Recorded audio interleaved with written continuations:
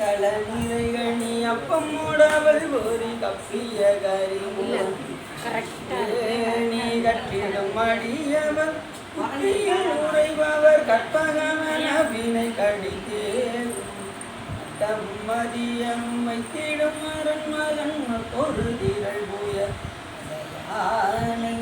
மத்தளவயிரனை உத்தம முதல்வனை மட்டவில் வளரோடு அணிவேறு தமிழடைவினை முற்படுகிறீர்கள் முற்பட எழுதிய முப்பொருள் எதிராட்சிவனுரை ரதம் அச்சொரு கொடி செய்த அதிகீரா அத்துயரது கொடு சுற்றி ரமணிபடும் அப்புணம் அதனிடை ஆகி அப்புறமகளுடன் அச்சிறு முருகனை அக்கணமணமருள் பெருமா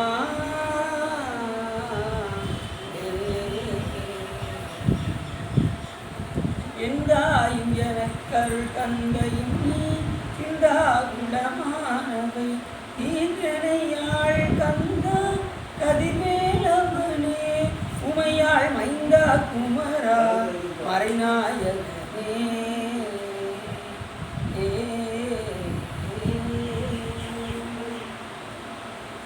உயிர்கோண்டு பழித்த புகழியர் கோண்களை போற்றி ஆடி விசை கழிப்பிதற்பில் அணிந்தகிறான் அடி போற்றி பாடி திருநாவலூர் வன்கண்டல் பதம் போற்றி ஊழிமணி திருவாதூர திருக்கால் போற்றி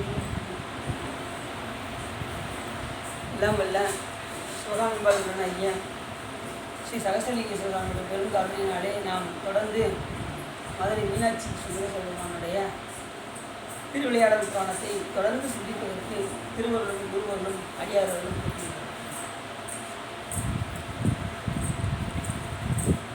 அதன் அடிப்படையில் நாம் இன்று மாயப்பசுவை வதைத்த படங்களை பார்ப்பதற்கு முன்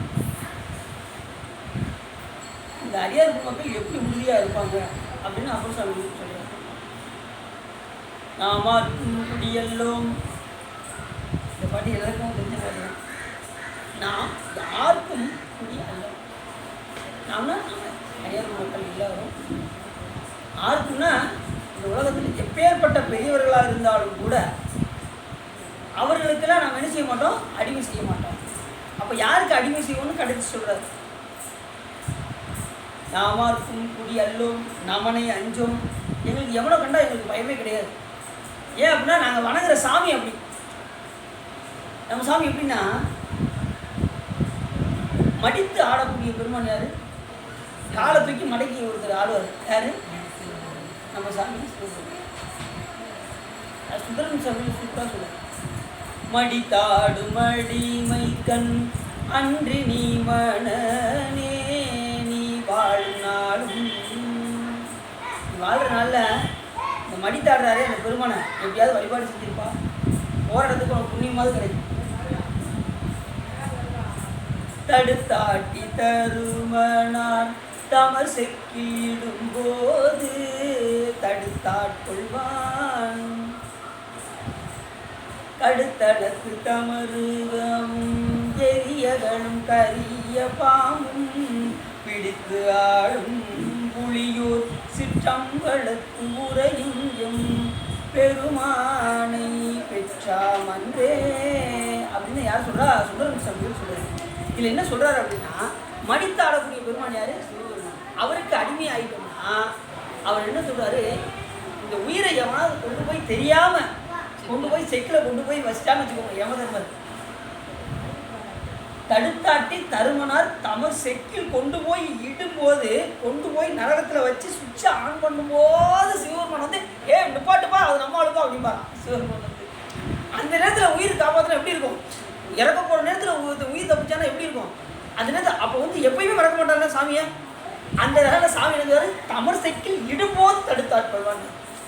அந்த நேரத்தில் எங்கள் சாமி வந்து பிடிச்சிருவாரியா. அப்படிப்பட்ட பெருமான் யாரும் அடுத்த சொல்றாரு. கடுத்தலத்து தமருகமும் எரியகளும் கரிய பாம்பும் பிடித்து எங்கள் சிவபெருமான் விளையாடுவார். பாம்புடலாம் எங்கள் சாமி விளையாடுவார். அவர் எரிந்து ஆடக்கூடிய பெருமான். அவர் வந்து ஜோதி பிளம்பு. எப்படின்னா எரி அகலும் கரிய பாம்பும் பிடித்து ஆடும் புலியூர் சிற்றம்பலத்துறை பெருமானை பெற்றாமல். அப்படி தில்லையில் நடனம் ஆடக்கூடிய பெருமான், மடித்து ஆடக்கூடிய பெருமான், தூக்கிய திருடியை தூக்கியே வைத்து ஆடக்கூடிய பெருமானுக்கு நாம் ஆலோசிக்கணும்னால் அந்த யமன்ட்டே போனாலும் என்ன ஆகும், நம்ம உயிரை சாமி வந்து தடுத்து ஆட்கொண்டு. அதை தான் சொன்னார், நாம் என்ன எஞ்சோம். எவனுக்குலாம் எங்களுக்கு பயமே கிடையாது. ஏன்னா எங்கள் ஆள் எவனையும் எட்டி உதைச்சாள், உதைச்சி அவர் இறந்து போயிட்டார். யார்? எவன் இறந்து போயிட்டார். ஆனாலும் சிவபெருமானுடைய கருணையினால அவருக்கு கிடைச்சாரு, மறுபடியும் அவருக்கு உயிர்ப்பிச்சு கொடுத்து அவருக்கு அந்த பதவி இல்லாமல். அப்படிப்பட்ட கருணாமூர்த்தியாக எங்கள் பெருமான். அவருக்கு நாங்கள் ஆளாகும் போது எங்கள் எவனுக்குலாம் எங்களுக்கு பயமே கிடையாது. நாம இருக்கும் குடியெல்லாம் யாருக்குமே அடிமை கிடையாது. நமனை எஞ்சும் நடலை எல்லும் அப்படிப்பட்டது. அப்படி இருப்பதனால எங்களுக்கு பொய்யே கிடையாது அப்படிங்க. அடியார்களுக்கு வந்து பொய்யே பேசவே தெரியாது. அப்படி பேசுனாங்கன்னா அவங்க அடியார் கிடையாது. அத்தலையும் இல்லை, பொய் சொல்லிக்கிட்டே ஏதாவது வச்சுக்கோங்க, அவங்க அடியார்கள் தருவாங்களா? பொய் வந்து என்ன ஆகும்னா பேர்பட்டதும் கேட்கணும். ஒரு ராஜா என்ன பண்ணாரு, தன்னுடைய பையனை கட்டி வைப்பதற்காக எல்லா பேரும் யாரெல்லாம் ராஜாவுடைய மகளை கட்டிக்கணும்னு ஆசைப்படுறாங்களோ அவங்க பூரா என்ன பண்ணாரு, விதைச்சா முளைக்காத விதையை நல்லா கவனம் பாருங்க, விதைச்சா முளைக்காத விதையாக தூக்கி இதை வந்து யார் விதையை வச்சு மலரை கொண்டு வராங்களோ, யார் முதல்ல கொண்டு வராங்களோ அவங்களுக்கு என் மகளை கட்டி கொடுங்க அப்படின்னு சொல்லி என்ன செய்யலாம், நல்லா இருக்கணும், மலர்கள் வந்து நல்லா இருக்கணும் அப்படின்னு சொல்லி என்ன செய்ய வர்றவங்க பூரா எல்லா ஆளாளுக்கு வந்து வாங்க ஆரம்பிச்சிட்டாங்க. ராஜாவோட பொண்ணே கிடைக்கி, அப்போ நம்ம ஒரு 2 விதையை வாங்குவோம் அப்படின்னு ஆளாளுக்கு எல்லா விதையை வாங்கிட்டு போனாங்க. அதே மாதிரி ஒரு பையனும் அவனும் ஒருத்தன் வாங்கினான். வாங்கி எல்லாரும் போய் வீட்டில் போய் அது பார்த்த முளைக்கவே இல்லை. இவங்களும் புதுசாக ஒரு செடியை உருவாக்கி அதனால மலரை பூரா எடுத்து மறுநாள் காலையில் வந்து எல்லாம் கொண்டு ஒரு 2-3 நாள் ஆனதும் உடனே என்ன செஞ்சாங்க, ஆளாளுக்கு மலரை கொண்டு வந்து ராஜாட்ட வந்து கொடுத்தாங்க. இந்த தனியாக ஒரு ஆள் வாங்கினான்னு சொல்ல பார்த்தீங்களா, ஒரு இளைஞன். அவன் என்ன பண்ணா, நமக்கு எதுக்கே மாட்டேங்க. அவன் நினைச்சாலும் போய் சொல்லியிருக்கான், ஆனால் போய் சொல்லலை. போய் சொல்லாமல் நேரம் ராஜா எல்லாரும் வரிசையை நின்னாங்க. அந்த பூவை கொடுக்குறதுக்கு வரிசையை நின்னாங்க. எல்லா இதுலேயும் பூ இருந்துச்சு, ஒரு ஆளில் மட்டும் பூ முளைக்க. என்னன்னு கேட்டார் ராஜா. அவர் சொன்னார், என்னமோ தெரியலங்க, நான் வச்சேன், எனக்கு விதைக்கிற பூவே வரல அப்படின்னு உண்மையை சொன்னான்.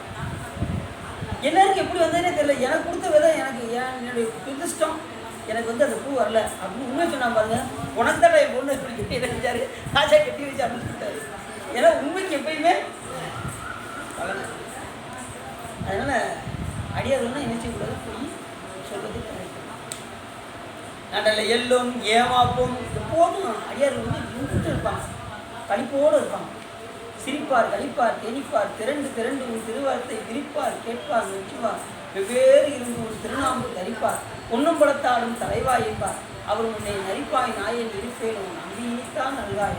மாணிக்கவாசன் அப்படி இருப்பாங்க. அடியார்கள்லாம் கழிப்போடு இருப்பாங்க, சாமி பற்றி பேசிக்கிட்டே இருப்பாங்க, இன்புற்று இருப்பாங்க, அவங்களுக்கு துன்பமே கிடையாது. அதை அடுத்த இல்லை சொல்ல போகிறேன். ஏமாப்போம் பிணியறிவோம், அவங்களுக்கு நோய் நொடிகளே கிடையாது. பிணியறிவோம் பணிவோம் அல்லோம், யாருக்கும் நம்ம பணிய வேண்டிய அவசியமே கிடையாது. சிவபெருமான் ஒருத்தருக்கு ஆளாயாச்சுன்னா யாருக்கும் பணிய வேண்டிய அவசியம் கிடையாது. அதுக்காக அடியார் மக்களை பார்த்தா வணக்கம் சொல்லணும், அது ரொம்ப முக்கியம். யாருக்கும் நாங்கள் பழைய ஓட்டோன்ட்டு அடியார்களை பார்த்தா வணக்கம் விட்டுறக்கூடாது, குற்றமாயிருக்கும். அதிகாரம் பண்ணுறவங்களுக்கு முன்னாடி நம்ம வந்து அவனை நம்ம மதிக்க வேண்டிய அவசியம். ஏமாப்போம் பிடியறிவோம் பணிவோம் அல்லோம், இன்பமே எந்நாளும் துன்பமில்லை. அடியார்களுக்கு எப்பயுமே துன்பமே கிடையாது, எந்நாளும் இன்பம் தான் கிடைக்கும், எந்த நாளும் இன்பம் கிடைக்கும். என்னாலும் இன்பம் கிடைக்கும் அப்படின்னா அப்போ என்ன அர்த்தம் அந்த இடத்துல? என்னாலும் இன்பம் வரணும் அப்படின்னா சிவபெருமானை இந்த நேரம் நம்ம நினச்சிட்டே இருந்தோம்னா நமக்கு என்னாலும் நமக்கு துன்பம் கிடையாது. அவரை மறந்தோம்னா நமக்கு துன்பம். அதையும் சொல்லிடுங்களா, அவரை மறந்தா துன்பம் பின்னாடி வந்துடும். அவரை நீங்கள் நினச்சிக்கிட்டே இருங்க, உங்களுக்கு நடக்கக்கூடிய காரியங்கள் நடந்துகிட்டே இருக்கும். ஆனால் என்ன நம்ம நினைக்கிறதே இல்லை, அதனால தான் நம்ம துன்பப்படும். ஆமாம், நம்ம நினைக்கணும்னு நினச்சி உட்காருவோம், அப்போ தான் யாராவது வருவாங்க. நம்ம நினைக்கணுங்கிற நேரத்தில் யாராவது வந்து நினைப்பையும் நம்மளை அப்படி வந்து சரி தனியாக உட்காந்து சிந்திக்கலாம்னு நினச்சாலும் கூட எதையும் சாமி சிந்திக்கிற நேரத்தில் திடீர்னு நம்ம பல கவலைகள், பல கஷ்டங்கள், பல சூழ்நிலைகள் அப்படியே இழுத்து கொண்டு போயிடும். சாமி நினைக்கவே விடாது. ஆனால் உண்மையான பக்தி இருந்ததுன்னா சாமி என்னன்னா நான் மறந்தாலும் நீ நினைக்க விட்டாய் அப்படின்பாரு கருத்து. நான் மறந்தாமல் நீ ஞாபகப்படுத்த வச்சுட்டியா சாமி அப்படின்னு ஒரு பாட்டில் சொல்லுவேன். உண்மை பக்தர்கள் எப்பயுமே நினைக்கும்படி செய்வார். போலியானவர்களுக்கு எப்படி கொஞ்சம் மருந்து கொடுத்து வேலை செஞ்சு அதுக்கப்புறம் தன்னை நினைக்கணும். அதுக்காக அவனை விட்டுற மாட்டார் சாமி, எல்லாரையும் விட்டுறவே மாட்டார். எல்லோரும் ஒரு காலத்தில் வருவாங்க, முன்ன வருவாங்க, அவ்வளோதான். இப்போ நீங்கள்லாம் இப்போ புராணம் கேட்குறீங்க, நீங்கள்லாம் என்ன பண்ணிட்டீங்க, கைலாயத்துக்கு டிக்கெட் ரிசர்வ் பண்ணி வச்சுட்டீங்க. புரியுது அவங்களுக்கு? கைலாயத்துக்கு டிக்கெட் ரிசர்வ் பண்ணி வச்சாச்சு, எல்லாருமே வாங்கி வச்சாச்சு. சாமி பற்றி பூரா கேட்க ஆரம்பிச்சிட்டிங்க, டீச்சர் பதிவு எடுக்க ஆரம்பிச்சிட்டிங்க, சாமி பக்கத்தில் அழுகாமல் நம்ம போயிட்டோம். என்ன அவங்க பக்குவத்துக்கு தகுந்த மாதிரி இப்போ அந்த லைனில் நம்ம நிற்கிறோம், அவங்க பக்குவத்துக்கு தகுந்த மாதிரி கொஞ்சம் முன்ன போகிறோம், அவ்வளோதான். ஏன்னா சாமியுடைய பூரா கேட்க ஆரம்பிச்சாச்சுனாலே நம்ம யாருக்கு எங்கே ரிசர்வ் பண்ணுது, கைலாயத்துக்கு ரிசர்வ் பண்ணி வச்சாச்சு. அந்த அளவு சாமி நம்ம என்ன செய்வார், அந்த பதத்துக்கு. சரி, இன்பமே என்னாலும் துன்பமில்லை. அடியார்களுக்கு எப்பயுமே இன்பமே என்னாலும் இன்பம் தான். ஏமாப்போம் பிடியறிவோம் படிவோம் அல்லோம், இன்பமே என்னாலும் துன்பமில்லை. எப்படிப்பட்டவர்களுக்கு? தாமார்க்கும் குடியல்லா தன்மையான சங்கரன் நற்சங்கவென் குலையோர் காதில் கோமார்க்கே நாம் என்றும் மீளா ஆளாய் பொய்மலர் சேவடியிலேயே சென்று புரிகிறோமே அப்படின்னு ஒரு வார்த்தை பண்ணார். அது ரொம்ப முக்கியமான வார்த்தை. எப்படிப்பட்டவர்? தாமார்க்கும் குடியில்லா தன்மையான சங்கரன் நற்சங்கவென் குலை அடைஞ்சிருக்கக்கூடிய பெருமான் இருக்காரே, சங்கரன்னு சொல்கிறோமே, அது யார்? சங்கரன் யார்? சங்கரன்னா என்ன பேர், அதுக்கு என்ன அர்த்தம் அப்படின்னா சுகத்தை செய்வோம்னு அர்த்தம். சங்கரன்னா சுகத்தை செய்வோம். இந்த உயிர்களுக்கு இப்போ என்ன வேணும்? நான் சுகமாக இருக்கணும், அதுக்கு ஏதாவது வழி தான் சொல்லுங்கள் கேட்கல, நான் சுகமாக இருக்கணும் அப்படின்னா அப்போ சங்கரன் நற்சங்கவென் குலையோர் காதில் கோமார்க்கே நாம் என்றும் மீளா ஆளாய் பொய்மலர் சேவடியிலேயே சென்று செய்யணும். அவன் திருவடி எப்படி இருக்குமா, அன்றளந்த மலர்கள் எப்படி இருக்கும் அதுபோல் சேவடி இருக்குமா சாமியுடைய திருவடி. கோமார்க்கே, கோமன்னா எல்லாருக்கும் அரசன் அர்த்தம், எல்லா உயிர்களுக்கும் அரசன் யாருன்னா சிவகுரு. கோமார்க்கே நாம் என்றும் மீளா ஆளாய், அவனுக்கு அந்த பெருமானுக்கே ஆள்பட்டு மீளா அடிமை உமக்கே ஆளாய் பிறரை வேண்டாதே சொல்கிறான். சுந்தரத்து சென்று மீளா அடிமை. அந்த அடிமைன்னா அப்போ சொல்லினால என் கடன் பணி செய்து கிடப்பதே, அப்படி அடிமை அப்படி இருக்கணும் சாமி. மீளா அடிமை ஒன்று, அவரை தவிர வேறு எந்த தெய்வத்தை கனவுல கூட நினைக்கக்கூடாதான். கனவிலும் பிற தெய்வம் நினைக்காத பாரு மாணிக்கவாசகர். அந்த ஒரு பெருமானையே நினைத்து வழிபாடு பண்ணி உருகி வழிபாடு செய்யும், வேற எதையுமே சிந்திக்கக்கூடாது. அதில் ஒரு பாட்டு, சாமி எனக்கு எந்த ஞானமும் இல்லை. யாரு? நம்ம மாணிக்கவாசகர் சாமி, கற்றறியேன் கலைஞானம் கசிந்து குறுகேன் ஆயிடினும் மற்றறியேன் பிற தெய்வம் வாக்கியலால் கூட நான் சொல்ல மாட்டேன் சாமி. வாக்கியலால் வார் கடல் வந்து உற்று இருமாந்து இருந்தேன் என் பெருமானே அடியேற்கு பொறுத்த வீசு நாய்க்கு இடுமாறு அன்றே நீ பொன்னருளே அப்படின்னாரு திருவேசரம். எப்படி சொல்றாரு? இதுக்கு மேலே ஒரு கடவுள் பக்திக்கு எப்படி உதாரணம் சொல்லணும் அப்படி சொல்றாரு மாணிக்கவாசகர். கனவிலும் பிற தெய்வம் இல்லை, சிவன் ஒருவரே முழுமுதல் பொருள், அவரையே சார்ந்து நாம் என்ன செய்யணும், வழிபாடு செய்யணும். அதாவது சங்கரன் நான் சங்கவன் குலையோர் காதில் மீளா ஆளாய் பொய்மலர் சேவடியிலேயே சென்று கூறினோம். மீளா அடிமை உமக்கே ஆளாய் பிறரை வேண்டாதே. நான் வேற எந்த தெய்வத்தையும் நான் வேண்டலை சார், நான் உன்னைத்தான் வேண்டியிருக்கேன். நீ என்ன செய்யணும்? நான் உன்னை தானே வேண்டுறேன், நான் வேற யாரும் வேணும்னா அப்படின்னு சொல்லிட்டு மீளா அடிமை உமைக்கே ஆளாய் பிறரை வேண்டாதே மூலா தீபோல் உள்ளே கனன்று முகத்தால் மிகவாடி ஆளாயிருக்கும் அடியார்தங்கள் அல்லல் சொன்னக்கால் வாழாங்கிருப்பீர் திருவாரூரில் வாழ்ந்து போறீங்க. இந்த அடியார் மக்கள்லாம் அல்லலை சொல்றதுக்கு முன்னாடியே நீ அவங்க அல்லலை தீர்க்கணும். ஆனால் அவங்க சொன்னதுக்கப்புறம் நீ தீர்க்கலன்னா நீயே இந்த உலகத்தில் வாழ்ந்துட்டு சாமி அப்படின்னாரு. யாரு? சுந்தரம் சாமி. அப்போ எப்படி சொல்றாரு பாருங்க, இந்த உரைப்பு சாமிகிட்ட உள்ள உரைப்பு. இந்த உலகத்தில் நீயே நல்லா வாழ்ந்துட்டு போ சாமி, அடியார் சொல்றதுக்கு நீ அந்த அல்லலை தீர்க்கல நீ வாழ்ந்துட்டு போ அப்படின்ட்டாரு. ஆனால் கண்டிப்பாக தீர்ப்பார் சாமி. அல்லலை தீர்க்காமல் இருக்கவே மாட்டேன். அடியார்களுக்கு எப்பயுமே அல்லலே கிடையாது. இன்பமே என்னாலும் துன்பமே. அன்றளந்த மலர்கள் ஆகிய சேவடி எப்படி இருக்குமா, அன்றளந்த மலர்கள் எப்படி ஃப்ரெஷ்ஷாக இருக்கும், அதுபோல் அவருடைய திருவடி விளங்குமா. பொய் மலர்ச்சி அன்று மலர்ந்து படித்து நம்ம எப்படி வச்சுருக்கோமோ அந்த மலர் போன்ற திருவடியாக, அதான் மலர் சிலம்படி வாழ்த்தி வணங்குவோம் அப்படின்னாரு. பொய் மலர் சேவடியினே சென்று குறுகினோமேன்னாரு. சாமிகிட்ட வந்தால் என்ன ஏறணும், குறுகிடணும். இப்படி நெஞ்சை நிமிந்துட்டு வரக்கூடாது கோயிலுக்குள்ளே வரப்போகுது. சில பேர் பார்த்தீங்கன்னா கையை 2 கையும் தொங்கு போட்டுக்கிட்டு சுற்றுவாங்க. அப்படி சுற்றவே கூடாது. கோயிலுக்கு வந்தால் 2 கையும் தொங்கு போடக்கூடாது, தூக்கி எறிய இறக்கக்கூடாது. சாமி வழிபாடு செய்யும்போது சுற்றி வரும்போதெல்லாம் தூக்கி போய் தூக்கி தான் இருக்கும். அது மாதிரி வழிபாடு செய்கிற வரைக்கும் தூக்கி தான் இருக்கும். வழிபாடெல்லாம் முடிஞ்சதுக்கப்புறம் தான் கையாக இருக்கும். அப்படி தான் நம்ம ரூல்ஸு நமக்கு சொல்லப்படும். சைவத்தின் ரூல்ஸு அப்படி தான் சொல்லணும். சாமி அப்படி தான் எழுதி வச்சுருக்காரு. அப்போ எப்படி இருக்கணும்? சென்று குறுகினோமே நான் குறுகி வழிபாடு செய்யணும். மனம் எல்லாத்தையுமே குறுகி ஒன்றணும். அது மேலே அந்த பொருள் மேலே ஒன்றிட்டோம் அப்படின்னா நமக்கு இன்பமே என்னாலும் இன்பம். நாமார்க்கும் குடியெல்லோம் நமனை எஞ்சோம் நடையில் இடர்பொறோம் நடலை எல்லோம் ஏமாப்போம் பிணியல்வோம் பணிவோம் எல்லோம் இன்பமே என்னாலும் இன்பம். நம்ம யாருக்கும் பயப்பட வேண்டிய அவசியமும் இல்லை. ஏன்னா யமதூதரும் அஞ்சுவரின் சொல்லால் நயமந்து போதவல்லாத்தமை நன்னினால் நியமந்தான் நினைவார்க்கு இனியா நெற்றி நயனன்னாமும் நமச்சிவார். நமச்சிவார்க்கு சொல்கிறவங்களுக்கு யமனை கண்டு பயம் இல்லை. ஏன்னா எங்கள் சாமி ஏற்கனவே என்ன செஞ்சார்? தடுத்தாட்டி தருமனா தமர்சைக்கில் இடும்போது தடுத்து ஆட்கொண்ட பெருமான் நீங்கள் பெருமான் அப்படின்னாரு சுந்தரம் சாமி. அந்த பாட்டை கேட்க ரொம்ப ஆனந்தமாக இருக்குது. பார்த்தீங்கன்னா மடித்தாடும் அடிமைத்த நன்றி மலர். இந்த பாட்டை நீங்கள் பாடி பாருங்கள், நாளைக்கு பாடி பாருங்கள், எப்படி இருக்குன்னு பாருங்கள், அருமையாக இருக்கும். இந்த ராகத்தில் பாருங்கள்.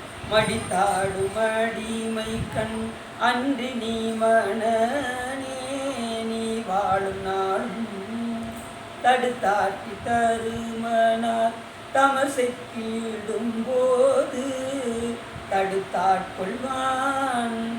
அப்படி பாடி பாருங்கள், உண்மையிலே ரொம்ப சூப்பராக இருக்கும். நாளைக்கு இந்த பதியத்தை படிச்சிருக்கேன். மடித்த அது பெரிய புக்கில் இருக்கும். இல்லைன்னா செல்ஃபோன் வச்சுக்கோங்க, செல்ஃபோனில் எடுத்துனாலும் அந்த பதியத்தை பாடி பாருங்க. அந்த பாடலை பாடினா யமன்கிட்டருந்து நமக்கு எந்த விதமான பயமும் நமக்கு வராது. அடியாராயினாலே வராது. இருந்தாலும் நமக்கு திருமுறைகளாக இருக்குது, நம்ம பாடி பார்ப்போம். சரி தானே? சரி, இப்படி சொல்லி இந்த பாட்டை என்ன சொல்ல சுந்தரம் சாமி 7ஆம் திருமுறை மடித்தாடும் அடிமைக்க நன்றி. அந்த ஒரு பையன் தான் கிடச்சிருக்கு. சிதம்பரத்தில் வச்சு பாடின பாடல் அந்த ஒரு பையன் தான் கிடச்சிருக்கு. சுந்தரம் சாமியோட பாடல் வேறு எந்த பாடலும் கிடைக்கல. அதனால் நீங்கள் சுந்தரம் சாமியில் சிதம்பரம் எடுத்தீங்கன்னா அது ஒரு பதியம் தான் இருக்குது, வேறு பதியமே கிடையாது. அதை நீங்கள் பார்த்தீங்கன்னா தெரிஞ்சிடும். அந்த போகும்போது அந்த பாட்டை பாடும்போது பார்த்துக்குங்க, சுந்தரம் சாமி அந்த பாட்டை பாடுறதுக்கு முன்னாடி சாமி போய் பார்த்தாரா. நடராஜ பெருமானை பார்த்ததுமே அப்படியே 5 பேரறிவும் கண்களே கொள்ள அளப்பரும் கரணங்கள் 4 ஓர் சிந்தேயாக குணம் ஒரு திருந்து சாத்வீகமே ஆக எந்த பொருளுமே வேலை செய்யலேன். சாமியை பார்த்தோம்னா கண்ணு ஒன்று மட்டும்தான் அவரை பார்த்துச்சான். காது கேட்கல, மூக்கு நுகரலை, வாய் பேச முடியல, தேம்பி அழுகுறாரு. அப்படியே மூச்சு திணறி அப்படியே கீழே விழுந்து சாமி மூச்சிக்கிறாரா சுந்தரம் சாமி. 5 பேர் அறிவும் கண்களே கொள்ள எல்லாம் 5 அறிவும் கண்களுக்கு வந்துருச்சாங்க. கண்ணு ஒன்று மட்டும் பார்த்துக்கிட்டே தரிசனம் பண்ணிக்கிட்டே இருக்கு சாமியை. தரிசனம் பண்ணிட்டு 5 பேர் அறிவும் கண்களே கொள்ள அளப்படும் கரணங்கள் 4 ஓர் சிந்தையாக குணம் ஒரு திருந்து சாத்விகமே ஆக சாத்விக குணம் வந்துருச்சான் அவருக்கு. சாத்விக குணம்னா அமைதியான குணம். இப்போ நமக்கு அந்த குணம் தான் வேணும். நம்மகிட்ட என்ன இருக்குது? ரஜோ குணம் இருக்குது, தாமச குணம் இருக்குது. ஒன்று சோம்பேறியாக இருக்கும், இல்லைன்னா ஒரு ரொம்ப சுறுசுறுப்பாக வேலை பார்க்க ஆரம்பிச்சிடும். எடுத்துக்கிட்டு என்ன பாத்திரத்தை டக்கு டக்கு போடு, பாத்திரத்தை வளைக்க தூக்கி போட. இல்லை நினைச்சுவோம் பட தோசை எடுத்துடுவோம். என்னென்ன நினைச்சுவோம் எல்லாமே படப்படப்பட சுறுசுறுப்பாக வேலை செய்வோம். இந்த குணத்தில் அதான் சொன்னார், பரபரக்க வேண்டாம் பலகாலம் சொன்னேன் அப்படின்னாரு. பறந்தாலே என்ன ஆயிருமா? காரியம் கெட்டு போயிடும். அதனால் பரபரக்க வேண்டாம் பலகாலம் சொன்னேன். அதனால் இனிமேல் வேலையெல்லாம் எப்படி செய்யணும்? நிதானமாக செய்யணும். அப்படிதான் இந்த பாட்டில் சொல்கிறாரு. யார்? அப்பர் சாமி அருமையாக சொல்கிறாரு. நாமார்க்கு குடியெல்லும் நமனையின்றி நடையில் இடப்படும் நடலையெல்லும் ஏமாப்போம் பிடியறிவோம் பணிவோம் அல்லோம் இன்பமே என்னாலும் இன்பம் இல்லை. கோமார்க்கே தாமார்க்கும் குடியில்லா தன்மையான சங்கர் சங்கவன் குலையோர் காதில் கோமார்க்கே நாம் இன்னும் மீளா ஆளாய் பொய்மலர் சேவடியிலேயே சென்று குறுகினோம். அப்படி சாமி முன்னாடி வந்து குறுகி அப்படின்னு அப்பர் சாமி நமக்கு கொடுக்குறாரு. அதுபோல் அந்த பதியத்தை மாதிரி இப்போ நம்ம வந்து புராணத்துக்குள்ளே போயிடும். இன்றைக்கி மாய பசுவை வதைத்தப்படலாம் வச்சுட்டோம். ஏற்கனவே அனந்த குண பாண்டியர் படம் பொருந்திய பெரிய பாம்பினை துணித்த பின்பு அந்த பாம்பினை பின்தொடர்ந்து கூட்டமாக ஏற்கனவே நேற்று நாகவீத படத்தில் அந்த பாம்பை துணிச்சதும் விஷத்தை கட்டிச்சு. அது எப்படி நம்ம நேற்று பார்த்தோம். அதுக்கப்புறம் என்ன ஆயிடுச்சு, அவங்க சமணர்கள் அந்த ஏவுனது வந்து தோல்வி முடிஞ்சிருச்சுன்னு சொல்லி முதல்ல என்ன விட்டாங்க? யானை ஏவுனாங்க. யானை இதை படத்தில் பார்த்தோம். 2வது எதை விட்டாங்க? நாகத்தை விட்டாங்க. அதுவும் அவங்களுக்கு தோல்வி முடிஞ்சிருச்சு. இப்போ என்ன பண்ணலான்னு யோசிக்கிறாங்க. இவங்களை எப்படி தான் சூழ்ச்சி பண்ணி முறியடிக்கன்னு முடிவு பண்ணுறாங்க. அப்போ கூட்டமாக வந்த சமணர்கள் காற்றினால் தள்ளப்பட்டு ஓடும் மேகங்களை போல் உடைந்து மனம் கலங்கி ஓடினர். அங்கனம் ஓடினவராகிய சமணர்கள் அனைவரும் ஓரிடத்தில் ஒருங்கு கூடி நாம் முன்பு விடுத்த யானையை கொன்றது போலவே இன்று சென்ற பாம்பினையும் அழித்தனர். இனிமேல் நாம் யாது சூழ்ச்சி செய்வது என்று ஆலோசித்து பசுவிற்கு ஊறு செய்தார்கள். பசுவை விட்டோம்னா இவங்க என்ன ஆயிடுவாங்க, அது பாவம் நினைச்சு விட்டுருவாங்க அப்படின்னு முடிவு பண்ணுறாங்க. பசு எவ்வளோ பெரிய உத்தமமானது, அது யாராவது கொள்ளணும். பசுவை கொண்டா என்ன பாவம் தெரியுமா உங்களுக்கு? பசுவினை கவனம் பண்ணுங்க, பசுவை கொண்டா என்ன தண்டனை கிடைக்க முடியுமா? அதுக்கு பிராயஷ்டம் உண்டு, ஒரே ஒரு பிராயஷ்டம் உண்டு. ஏற்கனவே மண்ணுச்சோளம் கதை நீங்கள் பார்த்தீங்கன்னா அந்த கன்று இறந்ததுக்கு பிராயஷ்டம் தேடும்போது அப்போ சொல்லுவாங்க, பசுவினுடைய தோலை போர்த்தி கொண்டு பசு மந்தையிலே இருக்கணுமா. அதுக்கு ஒரு பசுவை கொண்டுட்டோம்னா அதுக்கு பிராயஷ்டம் என்ன, பசுவினுடைய தோலை போர்த்தி கொண்டு அந்த பசு மந்தையிலே இருக்கணும். ஒன்று ரைட்டா. ரெண்டாவது அந்த கோமியம் இருக்கு பாருங்க, அது அந்த கோமியத்தில் தான் குளிக்கும். அந்த பசு மந்தையிலே தான் இருக்கணும், அந்த பசுவின் தோலை போர்த்து கொண்டு மந்தையில் இருக்கணும். ரெண்டாவது அந்த கோமியத்தில் தான் குளிக்கணும். அந்த கோமியத்தில் குளிச்சுக்கிட்டு பசுவே பாதுகாக்கணும். அந்த பசு இறந்துடாமல் பாதுகாக்க வேண்டியது அவனோட கடமை. எத்தனை ஆண்டுகள்னா 12 ஆண்டுகள். எத்தனை ஆண்டு? 12 ஆண்டு. முதல்ல என்ன சொன்னேன், பசு தோலை போர்த்தி கொண்டு பசுமந்தையில் இருத்தல். ரெண்டாவது கோமியத்தில் குளித்தல். வேற தண்ணியிலாம் குளிக்கக்கூடாது, கோமியத்தில் குளிக்கணும். குளித்தல். அப்புறம் பசுவை பாதுகாத்தல். அதுக்கப்புறம் பசு தானம் புரிதல். யார் கேட்டாலும் பசு தானம் கொடுக்குறது, கோயிலுக்கு தானம் கொடுக்குறது. அடுத்து பசு வெயிலில் போனாலும் அது சாப்பிட்றதுக்கு வெயிலில் கொண்டு போய் விட்டாலும் அது கூட போகணும். போய் அது வெயிலில் இருந்தால் வெயிலில் நிற்கணும். அது எவ்வளோ நிற்கும், வெயிலில் நிற்கணும். அது திடீர்னு மழையில் நனைஞ்சாலும் நனையணும். அந்த அளவுக்கு எத்தனை ஆண்டு இருக்கணும்? 12 ஆண்டு. அதுக்கப்புறம் என்ன சொன்னார், தான் நனைஞ்சி பட்டினி கிடக்கணுமா, சாப்பிடக்கூடாது. 12 ஆண்டுகள் சாப்பிடக்கூடாது. சாப்பிடாம இப்படி இருக்க முடியுமா? 12 ஆண்டுகள் சாப்பிடாம இருக்க முடியுமா? இருக்க முடியாது. அப்போ என்ன செய்யணும் அப்படின்னா, உயிர் போகிற நிலைமை வரும் பாருங்க, அந்த நேரத்தில் காய்கனியை மட்டும் பறித்து சாப்பிடணும். உயிர் வேறு வழி இல்லாமல் பசி ரொம்ப வலி, அதாவது பசி எடுத்து உயிர் போகிற நிலைமை வரும்போது சிறு காய்கனிகளை பறித்து சாப்பிடணும். அப்போ கொஞ்சம் உயிர் இருக்கும்ல. இப்படி தேம்பி அந்த 12 ஆண்டுகள் கொண்டு போகணும். ஒரு பசு இறந்தா இப்போ சர்வசாதாரணம் எத்தனை பசுவை கொள்கிறாங்க. அப்போ எப்பேற்பட்ட தண்டனை கிடைக்கும் பாருங்க. இந்த கொடி ஆக்சிடென்ட் இதெல்லாம் வருது பார்த்தீங்கன்னா, அது எதுனா பசுவை கொள்றதுனால வருது தான். எல்லாம் கவனம் பண்ணுறது, பசுவை விதைச்சா என்ன ஒரு தண்டனை கிடைக்கும்னு தெரிஞ்சுக்கணும்.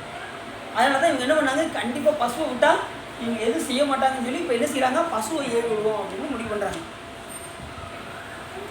அதற்கு துன்பம் செய்தலால் வரும் பழிக்கு அஞ்சுவார்கள். அது துன்பம் செஞ்சால் பழி வரும், அதுக்கு இவங்க அஞ்சுவாங்க. அதனால் பசுவை எதுவும் செய்ய மாட்டாங்க அப்படின்னு இவங்க சமணர்கள்லாம் சூழ்ச்சி பண்ணுறாங்க. சூழ்ச்சி செய்து பசுவை விடுப்போம் என்று தக்க உபாயம் என்று கருதி முடிவு கொண்டனர். பின்னர் பாவகாரிகளாகிய அச்சமணர்கள் முன்பு போலவே கொடிய வேள்வி ஒன்றை செய்தனர். அதே அபிசார வேலையை மறுபடியும் செய்ய ஆரம்பித்தாங்க. அப்போது ஓமகுண்டலத்தில் இருந்து பசுவின் வடிவு கொண்ட ஒரு அவுணன் வந்து தோன்றினான். அத்திநாத்தி என்று கூறிய அவர்களது அருகனது உயிரினையும் கொண்டுள்ள சமணர்கள் அப்பசு வடிவாகிய அவுணனை முன்போல மதுரை திருநகரின் மேல் விட்டனர். அவருடைய மந்திரம் என்ன மந்திரம்? அஸ்தி நாஸ்தி. ஏதாவது பொருள் இருக்காங்க. அஸ்தி நாஸ்தினா என்ன அர்த்தம்? அஸ்தினா இருக்கு, நாஸ்தினா இல்லை. கடவுள் இருக்காரு இல்லை அப்படின்னா ஏதாவது பொருள் இருக்கா? ஒன்று உண்டுன்னு சொல்லு, இல்லை இல்லைன்னு சொல்லு. ரெண்டும் இல்லாமல் அஸ்தி நாஸ்தினா என்ன பொருள்? அப்படி அவங்க ஒரு மந்திரம் அப்படி சொல்லி தான் என்ன செய்வாங்க, சமணர்கள் புறமே ஞானசம்பந்த பெருமான் இருக்கிற மடத்துக்கு தீ வைப்பாங்க. பார்த்தீங்களா? அஸ்திநாத்தி மந்திரம் சொல்லி பார்ப்பாங்க, அது தீயே வராது. என்னடா நம்ம மந்திரம் படிக்க மாட்டேங்குன்னு சொல்லி என்ன பண்ணுவாங்க, வேணுக்குனே வச்சுட்டு நாங்கள் சொன்ன மந்திரத்தினால தான் அது வந்துச்சுன்னு சொல்லி அரசர்கிட்ட போய் சொல்லுவாங்க சமணர்கள். அவங்க போய் சர்வசாதாரணமாக சொல்லுவாங்க. யார்? சமணர்கள். அப்படி நமக்கு எல்லாமே ஆப்போசிட்டாகவே இருப்பாங்க. உயிர் கொலை பண்ண மாட்டேன்னு சொல்லுவாங்க, ஆனால் உயிர் கொலை பண்ணுவாங்க. அப்போ சமயத்துக்கு நஞ்சு கொடுத்தாங்கல்ல, கடலை கட்டி தூக்கி எறிஞ்சாங்கல்ல, இதெல்லாம் அவங்க செய்யக்கூடாதுல்ல, ஆனால் எல்லாமே செஞ்சாங்க. அப்போ என்ன செஞ்சாங்க, அந்த அஸ்திநாத் என்கின்ற மந்திரத்தை சொல்லி பசு வர வச்சு அந்த பசுவை அந்த பசுவினுடைய அவனாக வந்த அந்த பசுவினை கொண்டு போய் என்ன செய்யாங்க, விடுவோம் அப்படின்னு முடிவு பண்ணாங்க. முடிவு பண்ணி கடைசி 14 கொண்டு போய் வச்சிட்டாங்க. அந்த மாய பசு தன் கொம்புகளினால் மேகங்களை குத்தி மேலே போத்தி கொண்டு ஆதிசேடன் முடியும் மேருமலையும் புழுதியாட அடிமையிற்கு வைத்தது. காற்றும் அஞ்சுமாறு விடுகின்ற மூச்சின் எதிரே சராசர குறுகளுமாகிய எல்லாம் பூப்போல் சிதறி ஓடின. அதன் கோபத்தீயினுக்கு உலகம் அனைத்தையும் அழிக்கும் தீக்கடவின் அனல்குழி புனலை ஒப்பதாம். பறவைகளும் விலங்குகளும் அலறி ஓடவிட்டு ஓடின. அந்த அளவுக்கு வருதான் அந்த பசு. அந்த பசு எப்படி வருதான், எல்லாம் அஞ்சு ஓடும்படி வருதான். செறிந்த காடுகளையும் குன்றுகளையும் வெகுண்டு கொம்பினால் அடியோடு பெயர்த்து காற்றினை போல எரிந்து அவ்விறந்த மக்களை பின்தொடர்ந்து அவர்கள் உடலை சிதைத்தது. மதுரை மக்களும் உடலை சிதைச்சு உயிரை துளைத்து இடிபோல் பேரவை செய்தது. கூற்றுமை வரும் தன்மை போல மதுரையை நோக்கி வெற்றி கொண்டு பாய வந்து கொண்டிருக்கிறது என்று இப்படி வருதுன்னு சொல்லி பாண்டிய மன்னன்ட்ட போய் என்ன செய்கிறாங்க, மதுரை மக்கள் எல்லாம் போய் சொல்கிறாங்க. எல்லாத்தையும் போட்டு வதைக்குது, பாடா படுத்துது, இந்த பசு என்னன்னு வந்து பாருங்க அப்படின்னு சொல்லி பாண்டிய மன்னன்ட்ட போய் அறிவிக்கிறாங்க. முக்கன் மூர்த்தியும் மதுரை மன்னனும் சலந்தரனை ஆடிக்கொண்டு அளித்தவனுமாகிய சோமசுந்தர கடவுளின் திருக்கோயிலை பாண்டியரும் மதுரை நகரத்தில் உள்ள பெரியோர்களும் அடைந்து நாதனை என்று படைத்தார். உடனே பசுவர்களுமே என்ன செஞ்சாங்க, சிவபெருமானுடைய திருவடியை போய் கட்ட வேண்டும் என்று சொல்லி மதுரை மாநகர மக்களும் பாண்டிய மன்னனும் சேர்ந்து என்ன செஞ்சாங்க, சாமியிடம் போய் படைத்தார். எப்பயுமே எந்த ஒரு விஷயம் சொன்னாலும் சாமிகிட்ட போய் நாம் முறையிடுறது வளர்க்கணும். சமணர்களை வாதிடும் போது ஞானசம்பந்த பெருமான் நினைஞ்சாரு, நேரம் சாமிகிட்ட போய் அனுமதி கேட்டார். சாமி வாதுக்கு போவா வேண்டாமா, வாது செய்ய திரு உள்ளமே, அந்த பாட்டை சொல்றாருல்ல, வாது செய்ய திரு உள்ளமே பாதி மாதோடும் கூட பரமன், அந்த இது ஞாலம் புகழே மிக வேண்டும் எம் ஆளவாயில் உரையும் எம் ஆதியே, அந்த பாட்டில் சொல்றாருல்ல. சாமிகிட்ட போய் விண்ணப்பம் கேட்கிறாரு ஞானசம்பந்த. சாமி இப்படி வாதில் கூப்பிட்றாங்க, அனல் வாதங்கிறாங்க, புனல் வாதங்கிறாங்க, இது நான் போய் அட்டன் பண்ணவா வேண்டாமா அப்படின்னு சாமிகிட்ட போய் கேட்டார். நாம் எந்த விஷயம்னாலும் சாமிகிட்ட கேட்கவே மாட்டோம். ஐயா ஒரு விசேஷம் வச்சுருக்கோம், உடனே சாமிகிட்ட போய் என்ன செய்யணும், கேட்கணும்ல, சாமி இது பண்ணணும்னு கேட்கணும்ல. சாமி அந்த நேரத்தில் மட்டும் தட்டை கொண்டு போய் சாமிகிட்ட சாத்திட்டு உடனே என்ன செஞ்சிருவோம், எஸ் ஆயிடும். எந்த ஒரு செய்தினாலும் சாமிகிட்ட விண்ணப்பிச்சுட்டு தான் என்ன செய்யணும், அந்த காரியத்தை நம்ம வீட்டில் விசேஷம் வச்சாங்க, இல்லை படிப்பு பிள்ளைகளோட படிப்பாக இருந்தாங்க, எந்த ஒரு விஷயமா இருந்தாலும் சாமிகிட்ட ஒரு காதில் போட்டு வச்சிடணும், விண்ணப்பத்தை போட்டு வச்சிடணும். அதுக்கப்புறம் கெஜெட்டை சிவபெருமான் பார்த்துக்குவார். நாம் எடுத்துக்கிட்டோம்னா என்ன ஆயிரும், இடையில போய் முடிஞ்சிடும். அவர்கிட்ட கெஜெட்டை விட்டோம்னா அவர் பார்த்துக்குவார். அப்படி தான் இப்போ என்ன செஞ்சாங்க, மதுரை மாநகர மக்களும் இந்த பாண்டிய மன்னர்களும் போய் சென்று சிவபெருமானை போய் முயற்சிட்டாங்க. சொக்கநாதா அப்படின்னாங்க. சொக்கநாதா அப்படின்னு என்ன செய்வார், சாமி இந்த அன்புக்காக தான் இப்போ நான் காத்துக்கிட்டு இருக்கேன் அப்படின்னு சொல்லுவாரா சொல்ல மாட்டாரா. எந்த உயிர் ஏங்கி வருதோ உடனே சிவபெருமான் இறங்கி வந்து அவர் சும்மா இருக்கான்னு நினைக்காதீங்க. சாமி இப்போ சிவலிங்கத்தை பார்க்கணும், அவர் எப்படி இருக்கான்னு நினைக்கிங்க, உள்ள தன் மேலே இந்த உயிர் அன்பு செலுத்தாதான் நீ ஏங்குவான் சாமி. ஆனால் வர்ற ஒவ்வொரு என்ன செய்வாங்க, உலக பொருளே கேட்பாங்க, எனக்கு அதை கொடு, இதை கொடு, அதை கொடு, இதை கொடு, என்ன சாமி இதை கொடுக்க மறந்துட்டியா, இதை குடியா அப்படின்னு சொல்லி என்ன செய்வாங்க, போட்டு கொடுக்குன்னு அவரை போட்டு பாடாப்படுத்துவாங்க. சாமி அப்படி நீ என்னைய இப்போ கேட்க வரலையா, சரி விடு போ அப்படின்ற சாமி, நீ என்னைய கேட்கவே மாட்டேன் அப்படிதானே விடு. ஆனால் நம்ம போய் கேட்கும்போது அவரையே கேட்கணும்.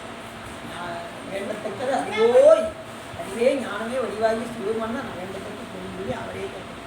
கேட்டால் சிறப்பு அவ்வளோதான். சரி உடனே நாதனே என்று இது முறையோ வெள்ளியம்பலத்தில் கால் மாறி ஆடியவர்களும் திருவடிகளை உடையவனே இது முறையோ எல்லா உயிர்களுக்கும் அறிவினை ஊட்டும் அறிவை வடிவானவனே வேதத்தை அருளியவனே இது முறையோ என்று கூவி முறையிட்டார்கள். அப்போ சோமசுந்தர கடவுள் தன் திருமுன் வந்து முறையிட்டவர்களால் திருவருள் நோக்கினை செலுத்தி கருணை புரிந்து இடம நந்தியை அழைத்து நீ சென்று சமணர்கள் எடுத்த கொடிய பசுவை வென்று வருவாயாக என்று சாமி அணிஞ்சு இருக்கக்கூடிய அந்த இடவாகனம் பார்த்தீங்களா, சாமி என்ன செஞ்சாரு, இடவாகனத்தை அனுப்பிட்டாரு. அது வந்து என்னது பசு, இது என்னது காலை, அது பெண்ணு, இது எப்பயும் இந்த இடமானது அனுப்புறாரு பார்த்தீங்களா. இது வந்து பார்த்தீங்கன்னா நம்ம திருவாவூரில் திருமாளிகை தேவர் கதை கேட்டுருக்கீங்களா, திருமாளிகை தேவர் கதை கேட்டுருக்கீங்க. அந்த கதையில் பார்த்தீங்கன்னா போகருடைய சிஷ்யர் வந்து திருமாளிகை தேவரும் கரூர் தேவரும் இருப்பாங்க. இவர் சிவபெருமான பிரசாதத்தை கொண்டு வருவார், இவர் அம்பாவை பூஜை பண்ணி பிரசாதத்தை கொண்டு வருவார் கரூர் தேவர். இவர் இந்த பிரசாதத்தை கொடுப்பாரு, அவர் வாங்கிக்குவார் கரூர் தேவர். கரூர் தேவர் அம்பாவை பூஜை பண்ணி பிரசாதத்தை கொடுப்பாரு, இவர் வேண்டாண்டுவார். உடனே தன்னுடைய குருநாதர்கிட்ட போய் அவங்க கேட்பாங்க, சாமி இவர் செஞ்சது சரியா அப்படின்பாரு. குருநாதர் என்ன சொல்லுவார், போகர் அவர் செஞ்சது சரிதான் அப்படின்ட்டாரு. யாரு, திருமாளிகை தேவர் செஞ்சது சரின்றார். அவர் வேண்டாங்கிறது அவர் செய்யணுது அவனுக்கு. உடனே அவர் அப்படியே குருநாதர் எது சொல்கிறாரோ அது கரெக்டாக தான் இருக்கும் அப்படின்னு சொல்லி அவங்க ஒத்துக்கிறாங்க.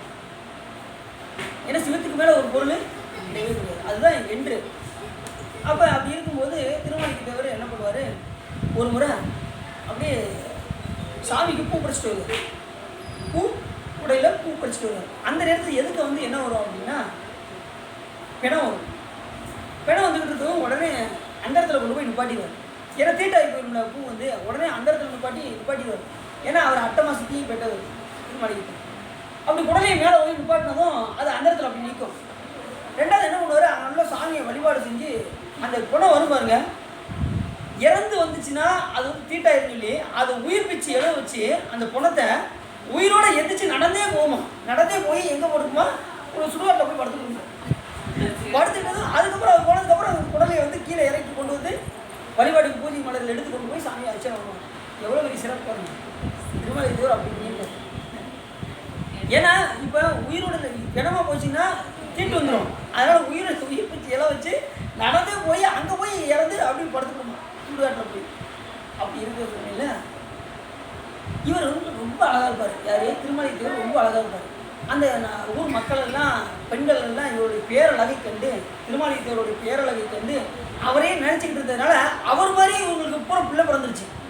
திருமலை தேவர் மாதிரி பிள்ளை பிறந்துருச்சு எல்லாருக்கும், ஊர் மக்களுக்கு பூரா.